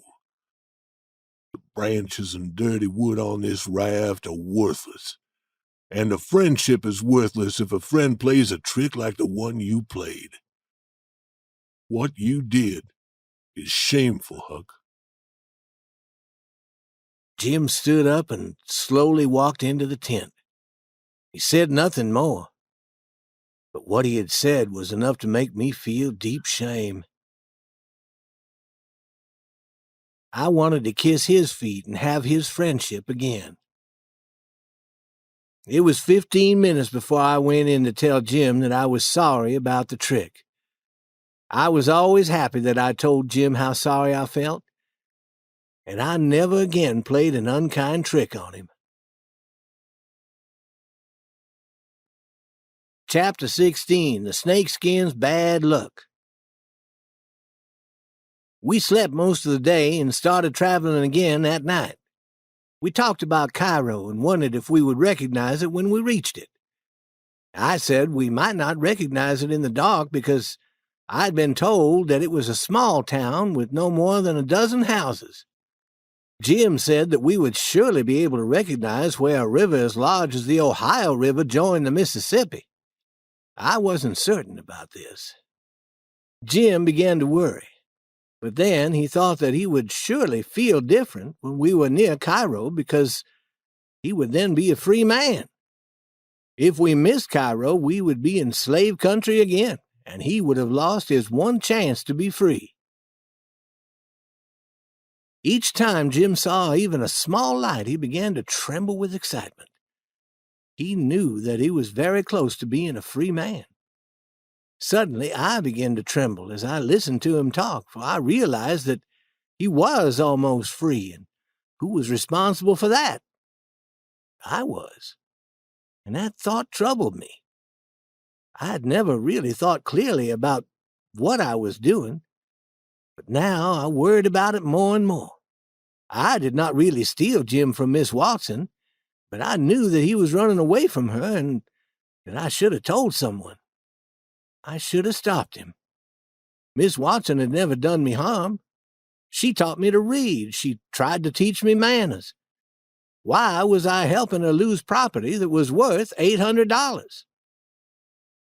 Jim talked out loud about freedom, while I worried silently and tried to decide what I should do.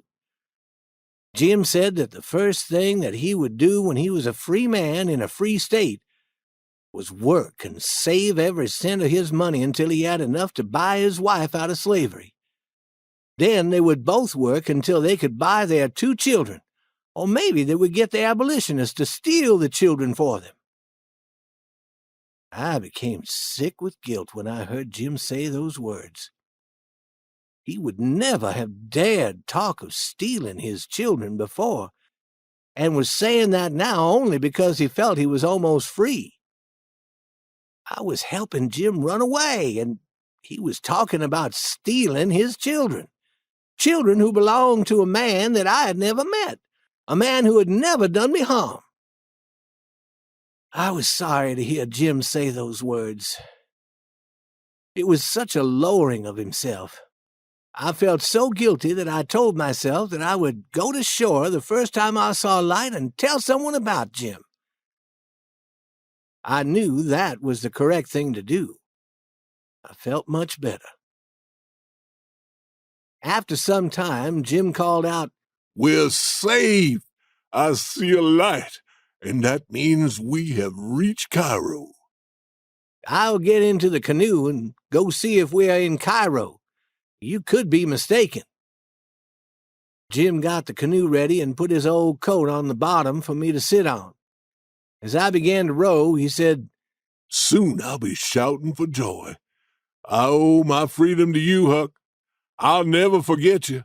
You are the best friend I ever had, and you are the only friend I have now." I was rowing quickly, eager to tell someone that Jim was a runaway slave. But when I heard Jim's praise of me, I slowed my rowing down. What should I do? I no longer knew. Jim shouted, "There goes my good friend, Huck, the only white man who ever kept his promise to old Jim." My stomach felt sick when I heard those words. At that moment, a boat approached with 2 men on it, each holding a gun. I stopped. One of the men asked, "Is that raft yours?" "Yes, sir." "Are there any men on it?" "Only one, sir. 5 black slaves ran away tonight from a man who lives further up the river. Is your man white or black?" I tried to answer, but the words would not come. I knew what I had planned to say, but I was weakening. "He's white." "We'll go to your raft and check for ourselves." "I wish you would," I said quickly. "My pap is on the raft along with my mother and sister. They're all very sick with a serious disease that has caused many people to die. No one else wanted to come near them. Everyone has been frightened about getting the disease." The men stopped rowing. I started to cry. Please help my family. They'll all die. Don't leave like all the others have." "We're sorry to learn about your family, but we don't want to get sick. Other men will be along soon. Ask them for help, but don't tell them about the sickness in your family. Just stay away from our boat. I'll float a $20 gold piece to you on a board. I hate to leave you, but the money should help." The second man said, "Let me add a second $20 gold piece to that board. I hope your family will get better, And if you see any runaway slaves, get help and catch them. We earn a lot of money catching runaway slaves." "Goodbye, sirs," said I. "If I see any runaway slaves, I'll catch them." After they left, I returned to the raft, feeling sad. I knew that I had done wrong, but then I said to myself, suppose I had done the right thing and told the men about Jim. Would I feel better now? No, I would feel just as guilty as I do now. Whatever I do, I feel guilty. I'm going to stop worrying. I entered the tent on the raft, but Jim wasn't there. I looked everywhere and could not see him. I called out, "Jim!" "Here I am, Huck." Jim was in the river with just his nose above the water. I told him that the men were gone and he could return to the raft. "I listened to what you said to those men, Huck. That was a clever trick." I gave Jim one of the $20 gold pieces, and he said that was enough money to pay for our boat trip up the Ohio River to freedom. He thought that we were within 20 miles of Cairo, but the night was ending and we had to find a place to hide the raft.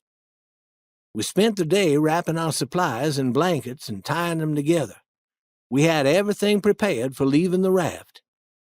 That night we saw lights from a town, and I rowed the canoe to shore to ask the name of the town. I met a man fishing from his boat and asked, "Is this the town of Cairo?" "Cairo? No, you must be a fool." I returned to the raft. Jim was very disappointed, but I said I was certain that Cairo would be the next town. We passed another town just before daylight. The town was built on some high hills, but Jim said that the country around Cairo was very flat. We sat the whole day without talking much. We both knew that something was wrong. We should have reached Cairo by now. Finally, I said, "Maybe we passed Cairo in the fog at night." "Don't talk about it," said Jim in the saddest voice that I have ever heard. "I've never had good luck. I suspect that snakeskin is still working its bad luck on us." I wish that I'd never touched that snakeskin, Jim. I wish that I'd never seen it. Don't blame yourself, Huck. You didn't know that snakeskins bring bad luck. We talked about the problem. We knew that we couldn't turn the raft around and travel up the river because a raft travels with the river current. All rafts travel downstream only. All we could do was wait until dark, leave the raft forever, and row the canoe up the river to Cairo.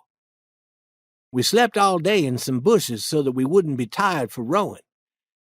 When we returned to the raft, the canoe was gone. Neither of us spoke. We knew that this was more bad luck sent to us by the snakeskin. We knew that we now had no other choice. We had to continue traveling south, deeper into slave territory. I told Jim that I would buy a canoe with my $20 gold piece, just as soon as I found someone who would sell a canoe to me. The night was very dark. No moon or stars were in the sky. It was the worst kind of night for traveling, almost as bad as traveling in the fog.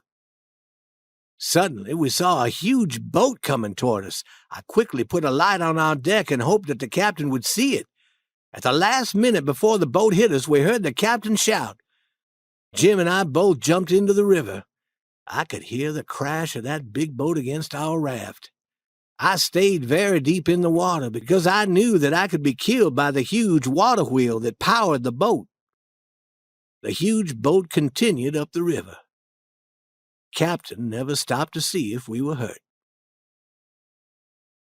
I called to Jim but heard no answer. I was able to hold on to a floating log and swam with it to shore. The river was very wide, and it took a long time before I reached the shore. I had no idea where I was, but I could see a large house nearby. I had planned to walk quietly past the house without awakening anyone, but a large group of dogs ran from the house, barking and showing their teeth, and I knew that I had to stand quietly. Chapter 17, The Grangerfords. A man's head appeared at the window, and he shouted, "Who are you?" "It's me, George Jackson." "What do you want?" "Nothing, sir. I want to walk past your house, but your dogs won't allow me." "Why are you outside so late at night?" "I fell into the river from the deck of that large boat you may have seen. I'm only a boy. I don't intend to harm anyone." I heard him shout to his wife, "Bring me a light and wake Bob and Tom. Tell them to get their guns." Then to me he said, "Is there anyone with you?" "No, sir, nobody." "George Jackson, do you know the Shepherdsons?" "No, sir. I never heard of them." "Yeah, you may be telling the truth, or you may be lying. Step forward slowly. If there's anyone with you, he'll be shot. Slowly open the door and step into the house." I was very frightened. I couldn't have moved quickly even if I had dared. Dogs were quiet. Not a sound was made by anyone. All I could hear was the beating of my heart. I walked up 3 steps to the door and heard someone unlocking it. Slowly, I opened the door a little, then a little more. I heard a man's voice say, "That's far enough. Put your head inside." I did, but fearing someone would shoot my head. I saw a lighted candle on the floor. 3 big men holding guns stood looking at me. The oldest man was perhaps 60. The 2 younger men were in their 30s. All of them were handsome, fine-looking people. Then I noticed the sweetest gray-haired lady, and behind her stood 2 younger women. Finally, the oldest man said, "Come in." Soon as I was inside the house, the old man locked the door with several locks. The younger men kept their guns pointed at me while we all walked into a large room that had few windows. They looked at my face closely. Then they all said, "He's not a Shepherdson." "He looks nothing like any of the Shepherdsons." The oldest man said that he hoped that I didn't think that they had bad manners, but they had to be very careful. He asked me to tell him about myself. The gray-haired woman interrupted him and said, "Saul, the poor boy is completely wet, and he's probably hungry. Send someone to awaken Buck and tell him to dress the boy in some of his dry clothes." When Buck appeared, I could see that he was a boy of about my age, 13 or 14, though he was bigger than me. He stood in the room looking very sleepy. His mother told him to take me to his room and give me some dry clothes to wear. After Buck gave me a clean shirt and trousers, he asked, "How long you staying with us? I want you to live with us. I want you to be my friend." When we returned to his family, they had a breakfast prepared for me. Buck and his mother and all the men smoked tobacco and talked while I ate and talked. They asked me about my life, and I told them that my family was living on a small farm in the state of Arkansas and that my sister Mary Ann had run away to get married. My brother Bill left to look for her and was never heard from again. My brothers Tom and Mort died, and no one remained in the family but my father and me. He became so sick worrying about the disappearing family that he too died. The farm didn't belong to our family, and I left and started traveling up the river until I fell off the large boat. They told me that I could live with them, that I could share a bed with Buck. I was happy to hear this. They were a nice family, and the house was beautiful. I'd never seen such a fine house before. All the furniture was of the latest style. I knew that they had spent much money furnishing the house. All of their dishes were of the best quality. They owned many books, too, and fine paintings.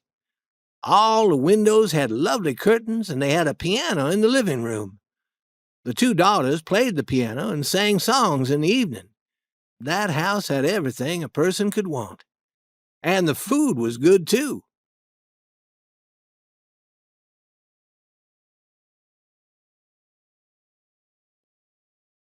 Chapter 18. The Deadly Quarrel. Colonel Grangerford was a gentleman, a complete gentleman. He and his family were members of the upper class of the South.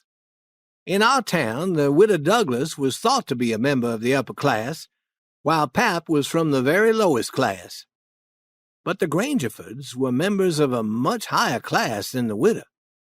Colonel Grangerford was very tall and very thin, kept himself neat and clean. He dressed in a clean white shirt and wore a complete suit with a jacket every day of his life. His suit was made of white material. The white was so bright and clean that my eyes hurt just to look at it. He never spoke in a loud voice, and he was the kindest man that I have ever met. He never had to remind his family about good manners. Everyone was always good-mannered when he was near. When Colonel Grangerford and his wife arrived at the breakfast table in the morning, the other family members stood up from their chairs and said, "Good morning." Bob was the oldest son, and Tom next. Tall, beautiful men with very broad shoulders, black hair, and black eyes. They dressed in pure white suits like their fathers, and wore expensive hats. One sister's name was Charlotte. She was 25 and was tall and proud and beautiful. Her sister Sophia was 20, and kind and gentle and sweet. Each member of the family had a black slave to work for him. I was given a black slave, too, but he didn't have much work to do since I wasn't accustomed to having a slave. These were all the people who remained in the family then, but the family had once been larger. 3 sons had been killed, and a daughter, Emmeline, had died. The colonel owned many farms and more than 100 black slaves. The Grangerfords had many cousins living on nearby farms. The cousins would visit for 5 or 6 days, during which the Grangerfords would give parties for them and picnics and dances. The men who came to visit always brought their guns with them. There was another upper-class group of families named Shepherdson living in the same area. The Shepherdsons were as rich and as grand as the Grangerfords, and their houses were equally splendid. One day, as Buck and I were hunting with our guns, we heard the sounds of a horse approaching. "Quick, hide," whispered Buck. We hid behind some bushes and watched a handsome young man ride by on his horse. He was carrying a gun. I recognized Harney Shepherdson. I heard Buck's gun shoot, and Harney's hat fell to the ground. Harney aimed his gun straight at the place where we were hiding, but we were already running back to the Grangerford house. Colonel Grangerford looked happy when we told him the story, although he said that he did not like for Buck to shoot from behind a bush. "You should have stepped out into the road when you shot at him." As soon as I was alone with Buck, I asked him, "Did you want to shoot Harney?" "I certainly did."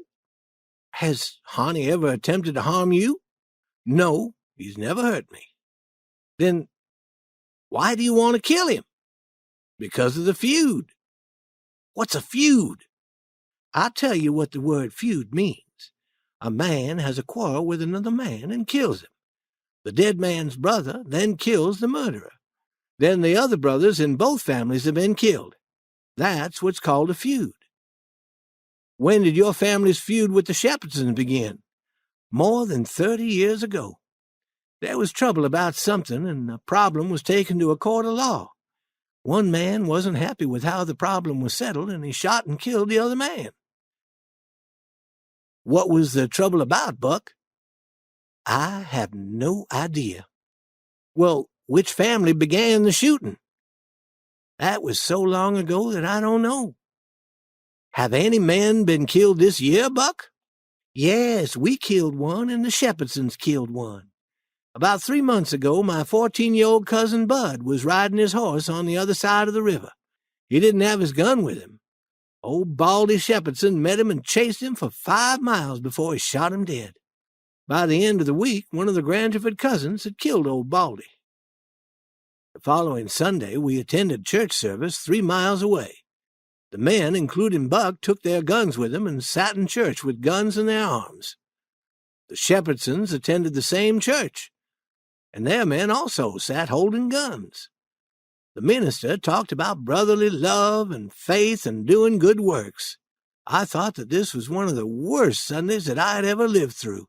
But the Grangerfords enjoyed what the minister had to say and talked about brotherly love all the way home. After we had eaten Sunday dinner, the men sat sleeping in their chairs, while Buck and his dog lay stretched out in the sun, asleep. I always considered Sunday the dullest day of the week. I decided to go to my room to sleep, when Miss Sophia motioned for me to come into her room. She closed her door softly and asked me if I could do something for her and not tell anyone. I said that I would. She then told me that she had left her Bible in church that morning and wanted me to get it for her. I walked to the church without being seen and soon found Sophie's Bible. I knew that something was wrong because it wasn't normal for a girl to be so eager to have her Bible. I shook the book and a piece of paper fell out. On the paper were written the words, 2:30. Nothing else. 2:30 must mean a time of day, 30 minutes after the hour 2 o'clock. I could figure nothing more from the note, so I returned it to the Bible and hurried to Miss Sophia. Miss Sophia was waiting for me in her room. She took the Bible and shook it until the paper fell out. As soon as she read it, she looked happy. Again she asked me not to tell anyone. Her face turned red for a few minutes and her eyes seemed to shine. I asked her what the message on the paper meant, and she said that it was nothing, only a bookmark to keep her place in the Bible. Then she told me to go away and play. I walked to the river, thinking about that message, and soon noticed that my black slave was following me. When we were out of sight of the house, he came up to me and said, "If you come up the river with me a short distance, I'll show you a nest of dangerous snakes." There's something strange about this, I thought to myself. He told me about that nest of dangerous snakes yesterday, too. He should know that I don't have a love for dangerous snakes, and I don't go hunting for them. I wondered about his real purpose and said, "Show me the way." I followed him for 1/2 mile along the river. Then we walked over another 1/2 mile of land that was partly covered by water. We came to a small, flat piece of land that was dry and covered with trees and bushes. He said, "Walk in there a few steps. That's where the snakes are. I've seen 'em before, and I don't want to see 'em again." Then he left. I pushed aside some of the bushes and saw an open area that looked almost like a room in a house. A man was lying there asleep. It was my old friend Jim. I awakened him and expected him to be very surprised to see me. He was very happy, but not surprised. He said that he knew all about what I'd been doing. The Grangerford slaves had found him and showed him this place to hide. They brought him food every day and told him what I was doing. "You should have sent for me sooner. I thought that you had drowned. Why did you wait to let me know you were safe?" I wanted to repair the raft first. "What raft?" Our old raft. "I thought our raft was destroyed when we were hit by that large boat." Parts of it were damaged, but I was able to repair the damage. We lost most of our supplies, but I've been buying new pots and pans and other supplies. "How did you find the raft?" The slaves found it and told me about it. I bought it from them. They were happy to get the money. I don't want to talk much about the next day. I awakened very early and noticed that the house was very quiet. Buck was not in bed beside me. I ran outside and asked my black slave where the Grangerfords had gone. Don't you know? No, I don't know anything. Miss Sophia ran off in the night to get married to Harney Shepherdson. When the family learned about it a short while ago, they all rode off in their horses carrying guns, saying that they'll shoot Harney Shepherdson before he can cross the river with Miss Sophia. I started running along the river road as fast as I could. I could hear guns at a distance. When I got near the store, I could see 4 or 5 men on horses screaming to some boys who were hiding behind a woodpile. I climbed up into a tree to be able to see better. The boys behind the woodpile shot one of the men on horseback. The other men jumped off their horses to help the wounded man. That gave the boys time to run, but the men were soon after them. I suddenly realized that the boys were Buck and his cousin Joe. They ran behind a woodpile that was beneath my tree. I called to Buck, and he was surprised to see me. He said that he and his cousin would kill some Shepherdsons before the day was ended. His father and his 2 brothers were already killed. I asked him what had become of Harney and Miss Sophia, and he said that they had gotten safely across the river. Suddenly I heard bang, bang, bang from 3 or 4 guns. The Shepherdson men had come quietly from behind without their horses. The boys ran for the river. Both of them were injured. "Kill him! Kill him!" the men shouted. I became so sick that I almost fell out of the tree. I won't tell all that happened next.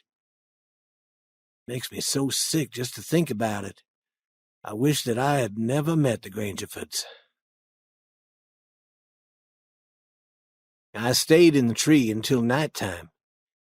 Sometimes I heard guns far in the distance, and twice I saw groups of men ride by on their horses. I felt very guilty, and as though the fault were mine. I knew now that the piece of paper in the Bible meant that Miss Sophia was to meet Harney at 2:30 in the morning and run off with him. If I had told her father about that message, all of this would not have happened. When I climbed down from the tree, I walked quietly along the shore of the river and found 2 bodies lying in the water. I dragged them out of the water and covered their faces. I cried as I covered Buck's face, because he had been a very good friend to me. It was dark now. I never returned to the Grangerford house. I went directly to the place where Jim was hiding. We got on the raft and started down the river. I didn't feel comfortable until we were 2 miles below there and out in the middle of the Mississippi. I was very glad to get away from the feud, and Jim was glad to get out of hiding. We said that there was no home as wonderful as a raft. Other places seem so tight and breathing is difficult. You feel very free and easy and comfortable on a raft. Chapter 19. The Duke and the Dauphin. 2 or 3 days and nights passed. Actually, they moved along quiet and smooth and lovely. The river was very wide, sometimes 1.5 miles wide. We traveled at night and hid during the day. When we saw the first signs of early morning, we would tie the raft to shore and cover it with branches. Then we would fish and have a swim in the river to cool ourselves. We would sit in the part of the river where the water was not too deep and watch the sunrise. Not a sound anywhere, perfectly still, just like the whole world was asleep, though sometimes we heard the call of a single bird. The first thing that we saw in the pale light of morning, looking far across the river, was a kind of dull line. It was the trees on the other side. We could see nothing else. Then a pale space appeared in the sky. Then more paleness spreading out from the first. Then the river seemed to soften, turning from black to gray. We could see little dark spots moving on the water very far away. Boats and long black streaks, rafts. Then a gentle wind would blow, cooling us. The air smelled sweet because of the flowers and trees. The day was bright now. A little smoke would not be noticed, so we built a fire and cooked some fish and other food for breakfast. Afterwards, we sat and watched the loneliness of the river until we were asleep. As soon as it was dark, we'd push the raft out into the river again. Sometimes we would be the only people on the river for hours and hours. It was lovely to live on a raft. The sky above us was filled with stars. We lay on our backs and looked at the stars and discussed whether they were made or just happened. Jim said that they were made, but I said that they just happened. It would have taken a long time to make so many stars. Jim said that the moon could have laid them. That seemed reasonable to me when I thought about all the eggs that birds have laid. We watched falling stars, too, and Jim said that they were stars that were spoiled and were thrown out of the nest. Once or twice during the night, a large boat would pass us in the dark. After a while, the waves made by the large boat would reach our raft and shake it a little. Then all would be quiet again. After midnight, the people who lived in the houses on the shore went to bed. Then, for 2 or 3 hours, the shore was black. No lights in the house windows. The lights in the windows acted as our clock. The first light that appeared again meant that morning was coming, so we needed to find a place to hide the raft immediately. One morning after sunrise, I found a canoe and went a mile up a stream that flowed into the river. I was searching for fruit for Jim and me. Suddenly, 2 men came running and shouting to me to save their lives. They said that men with dogs were running after them. They jumped into the canoe with me, and soon I was rowing as quickly as I could toward our raft hidden on the river. One of the men had gray hair and appeared to be nearly 70 years old. He wore an old-town hat and a dirty blue wool shirt and torn blue trousers stuffed into his boots. The other man was much younger, about 30. He was dressed in dirty old clothes, too. After Jim and I fed the 2 men their breakfasts, we realized that they didn't know each other. "What were you doing that caused you to be in trouble?" the older man asked. "I was selling a substance for cleaning teeth, and it did clean them, but it ruined them too. I stayed in that town 1 night longer than I should. I was leaving when I met you. You said that men with dogs were running after you, and since I was expecting trouble also, I decided to run with you. And what caused your trouble?" "I was giving talks on the evils of drinking whiskey, and was earning as much as $5 or $6 each night. Women especially enjoyed what I had to say. Then, somehow, it was discovered that I often drink whiskey myself. I learned this morning that people were quietly gathering with their dogs and planning to run me out of town." "Old man," said the young one, "would you care to become a part of a team with me?" "I might. What do you do?" "I've worked at a variety of jobs, printing, teaching music, giving speeches, but what I enjoy most is acting in the theater. I like to think of myself as an actor. What kind of work do you do?" "I give a lot of speeches in churches. I talk about religion and the evils of drinking whiskey. I also attempt to cure diseases. I'm not a real doctor, but I heal the sick by laying my hands on them." No one said anything for a while. Then the younger man sighed a long, sad sigh. "Why are you sighing?" "To think that I should now be in such shameful company." And he wiped a tear from his eyes with a dirty piece of cloth. "What's wrong with us? Why would you want better company than we are?" asked the older man. "I don't blame you, gentlemen. I brought myself down to this low state." "Brought yourself down from where? Where were you brought down from?" "You won't believe me. No one wants to believe me. I'll reveal to you my true name because I have confidence in you. I am the Duke of Bridgewater. My great-grandfather, the oldest son of the Duke of Bridgewater, came to America to breathe the pure air of freedom. He married, had a son, and died at the same time that his father died back in England. I'm directly related to that baby boy. I am the real Duke of Bridgewater, though someone else now holds that title. Here I am, hated by the world, hunted by men with dogs, shamed into living on a raft with such low company. And he began to cry. Jim and I pitied him. We tried to comfort him, but he said that the only thing that would make him feel better was if we would recognize him as a duke. We said that we would be happy to do this if he would tell us how to act. Well, you must bow when you speak to me and call me Your Grace, or my Lord, or simply Bridgewater. One of you must serve me my meals and do any jobs that I need done. Throughout dinner, Jim stood and served Bridgewater his food. Will your grace like some fish? Will my lord like some cornbread? Bridgewater seemed very pleased with this attention. I noticed that the old man was not pleased.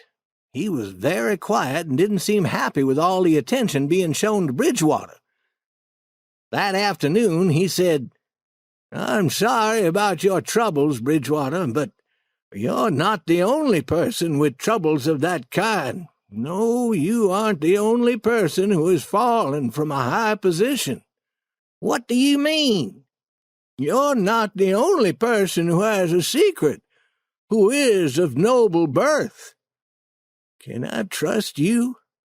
To the bitter death? He took the old man's hand and said, That secret of yours, speak. Bridgewater, I am the Dauphin. Jim and I stared. The Duke said, Yo who? Yes, my friend, it's true. Your eyes are looking this very moment at the long-lost Dauphin, Louis XVII, son of Louis XVI and Marie Antoinette. But you're too old to be the Dauphin. Trouble has aged me. Trouble has caused my gray hairs. This unhappy person that you see before you in these dirty old clothes is the rightful King of France.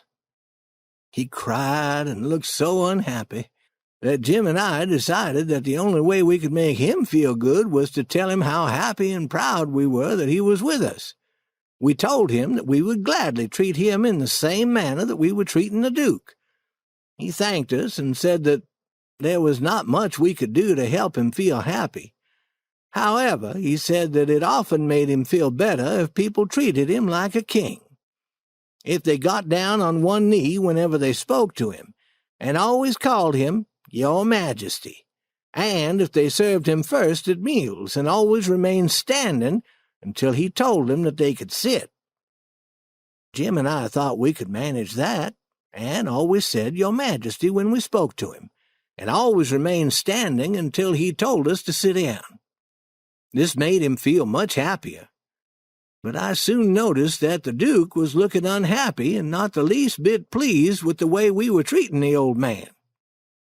When the old man noticed the change in the Duke, he said, We'll be together on this raft for a long time, and we can't be unpleasant and unfriendly to each other. That would only make us all feel uncomfortable. It's not my fault that I wasn't born a duke, and it's not your fault that you weren't born a king. We'll have to make the best of this situation. Give me a hand, and let's be friends. The Duke shook the old man's hand. Jim and I were happy to see that they were friends again. We couldn't permit any unfriendliness or uncomfortableness on the raft. What's needed on a raft more than anything else is for everyone to be satisfied and feel kindly toward the others. I knew from the beginning that these men were not kings or dukes, but just liars. I never said anything, never let them know, but kept this information to myself. I didn't want to have quarrels on the raft, didn't want to have trouble. If they wanted Jim and me to call them king and duke, I wouldn't object. What I wanted was to keep the peace in the family. I learned one thing from Pap, and that was the best way to get along with this kind of people is to let them have their own way. Chapter 20. Royalty attends a church meeting. The two men asked Jim and me many questions. They wanted to know why we hid the raft and why we never traveled in the daytime. Traveling at night was far more difficult and dangerous than traveling during the day, and they suspected that we were hiding for some reason. Finally, they asked if Jim was a runaway slave. Would a runaway slave run south? Would a runaway slave travel towards New Orleans? You know that New Orleans is as close to hell as a slave can get, I answered. Of course he wouldn't. But why are you two always hiding? My family lived in Missouri where I was born. Everyone died except for my pap and my brother Ike and me. We were traveling down to New Orleans to live with my Uncle Ben when a large boat hit our raft. My pap and my brother drowned. Only our slave Jim and I escaped. The following day, several people came out to our raft to try to take Jim, saying that they believed that he was a runaway slave. For this reason, we don't travel in the daytime anymore. At night, no one notices us. The Duke said, "Let me think of a way that we can travel in the daytime if we want to. I'll think of a plan, but not today. Until we get far away from this town, we should travel only at night." When it was dark, very dark, we started down the river. At about 10 o'clock, it began to rain and blow and thunder and lightning. The king told us to both stay awake and watch out for danger, while he and the Duke went inside the tent to sleep. I didn't mind staying out in the storm. How the wind screamed! And every few seconds the lightning would light up the waves in the river, and then would follow the whack, boom, boom, boom, boom, boom, of the thunder. The waves nearly washed me off the raft sometimes, but I wasn't wearing clothes and didn't mind. When I became sleepy, I tried to enter the tent, but there was no room for me inside. I slept outside in the rain, while Jim stayed awake to watch. When he saw the first lights in the cabins on shore, he awakened me, and we began to look for a place to tie the raft. After breakfast, the king and the Duke sat talking about how they could earn some money. The Duke told of plays that he had acted in and showed us some of the clothing that he had worn in these plays.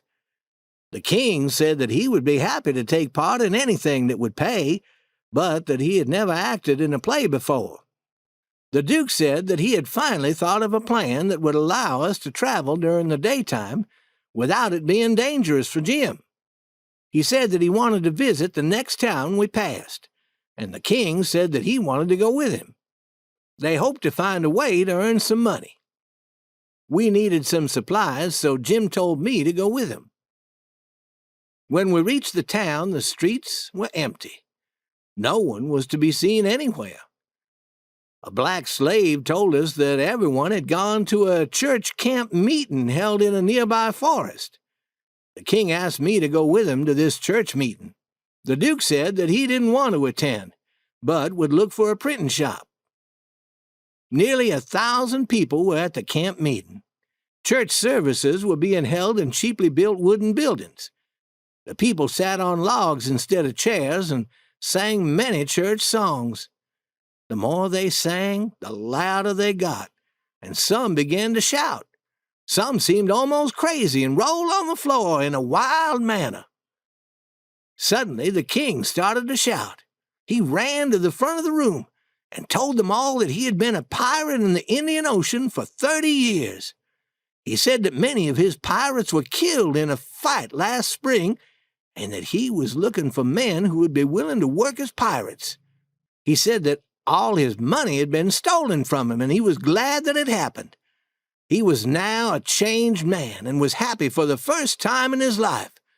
Though he was poor, he planned to begin to work to pay for a return trip to the Indian Ocean, and would spend the rest of his life trying to get pirates to stop their killing and stealing and live good, respectable lives. He said that he could do this better than anyone else because he knew all the pirates in the Indian Ocean. And each time that he helped a pirate, he planned to say, "Don't thank me, thank the good people who live in Polkville, whom I met at a church camp meeting." Then he began to cry, and so did everyone else. Then someone shouted, "Collect money for him!" Then several men jumped up and said, "Let him come around and collect money," which is what he did. When we returned to the raft, he counted his money and had $87. The Duke had already returned to the raft and told how he had done some printing jobs for farmers and took the money. The owner of the printing company was at the church camp meeting, so the Duke acted as though he were the shop owner and took money for printing jobs. He had earned more than $9 in this way. Then he showed us a job he had printed for us. It had a picture of a runaway black slave and the words $200 reward under the picture. The writing beneath this was about Jim and described him exactly. It said that whoever caught Jim and returned him to his owner in New Orleans would get the reward money. "After tonight," said the Duke, "we can travel in the daytime. Whenever we see anyone approaching, we can tie Jim's hands and feet with a rope and say that we had caught Jim up the river and are returning him to his owner in New Orleans, and that we will be paid the reward money." We all thought that the Duke had arrived at the perfect solution to our problem. We knew that there would be trouble in Polkville when the print shop owner returned and realized what had happened, so we stayed hidden until late at night. Then we traveled our last night on the river. After this, we would be free to travel during daylight hours and could do so at a much faster speed.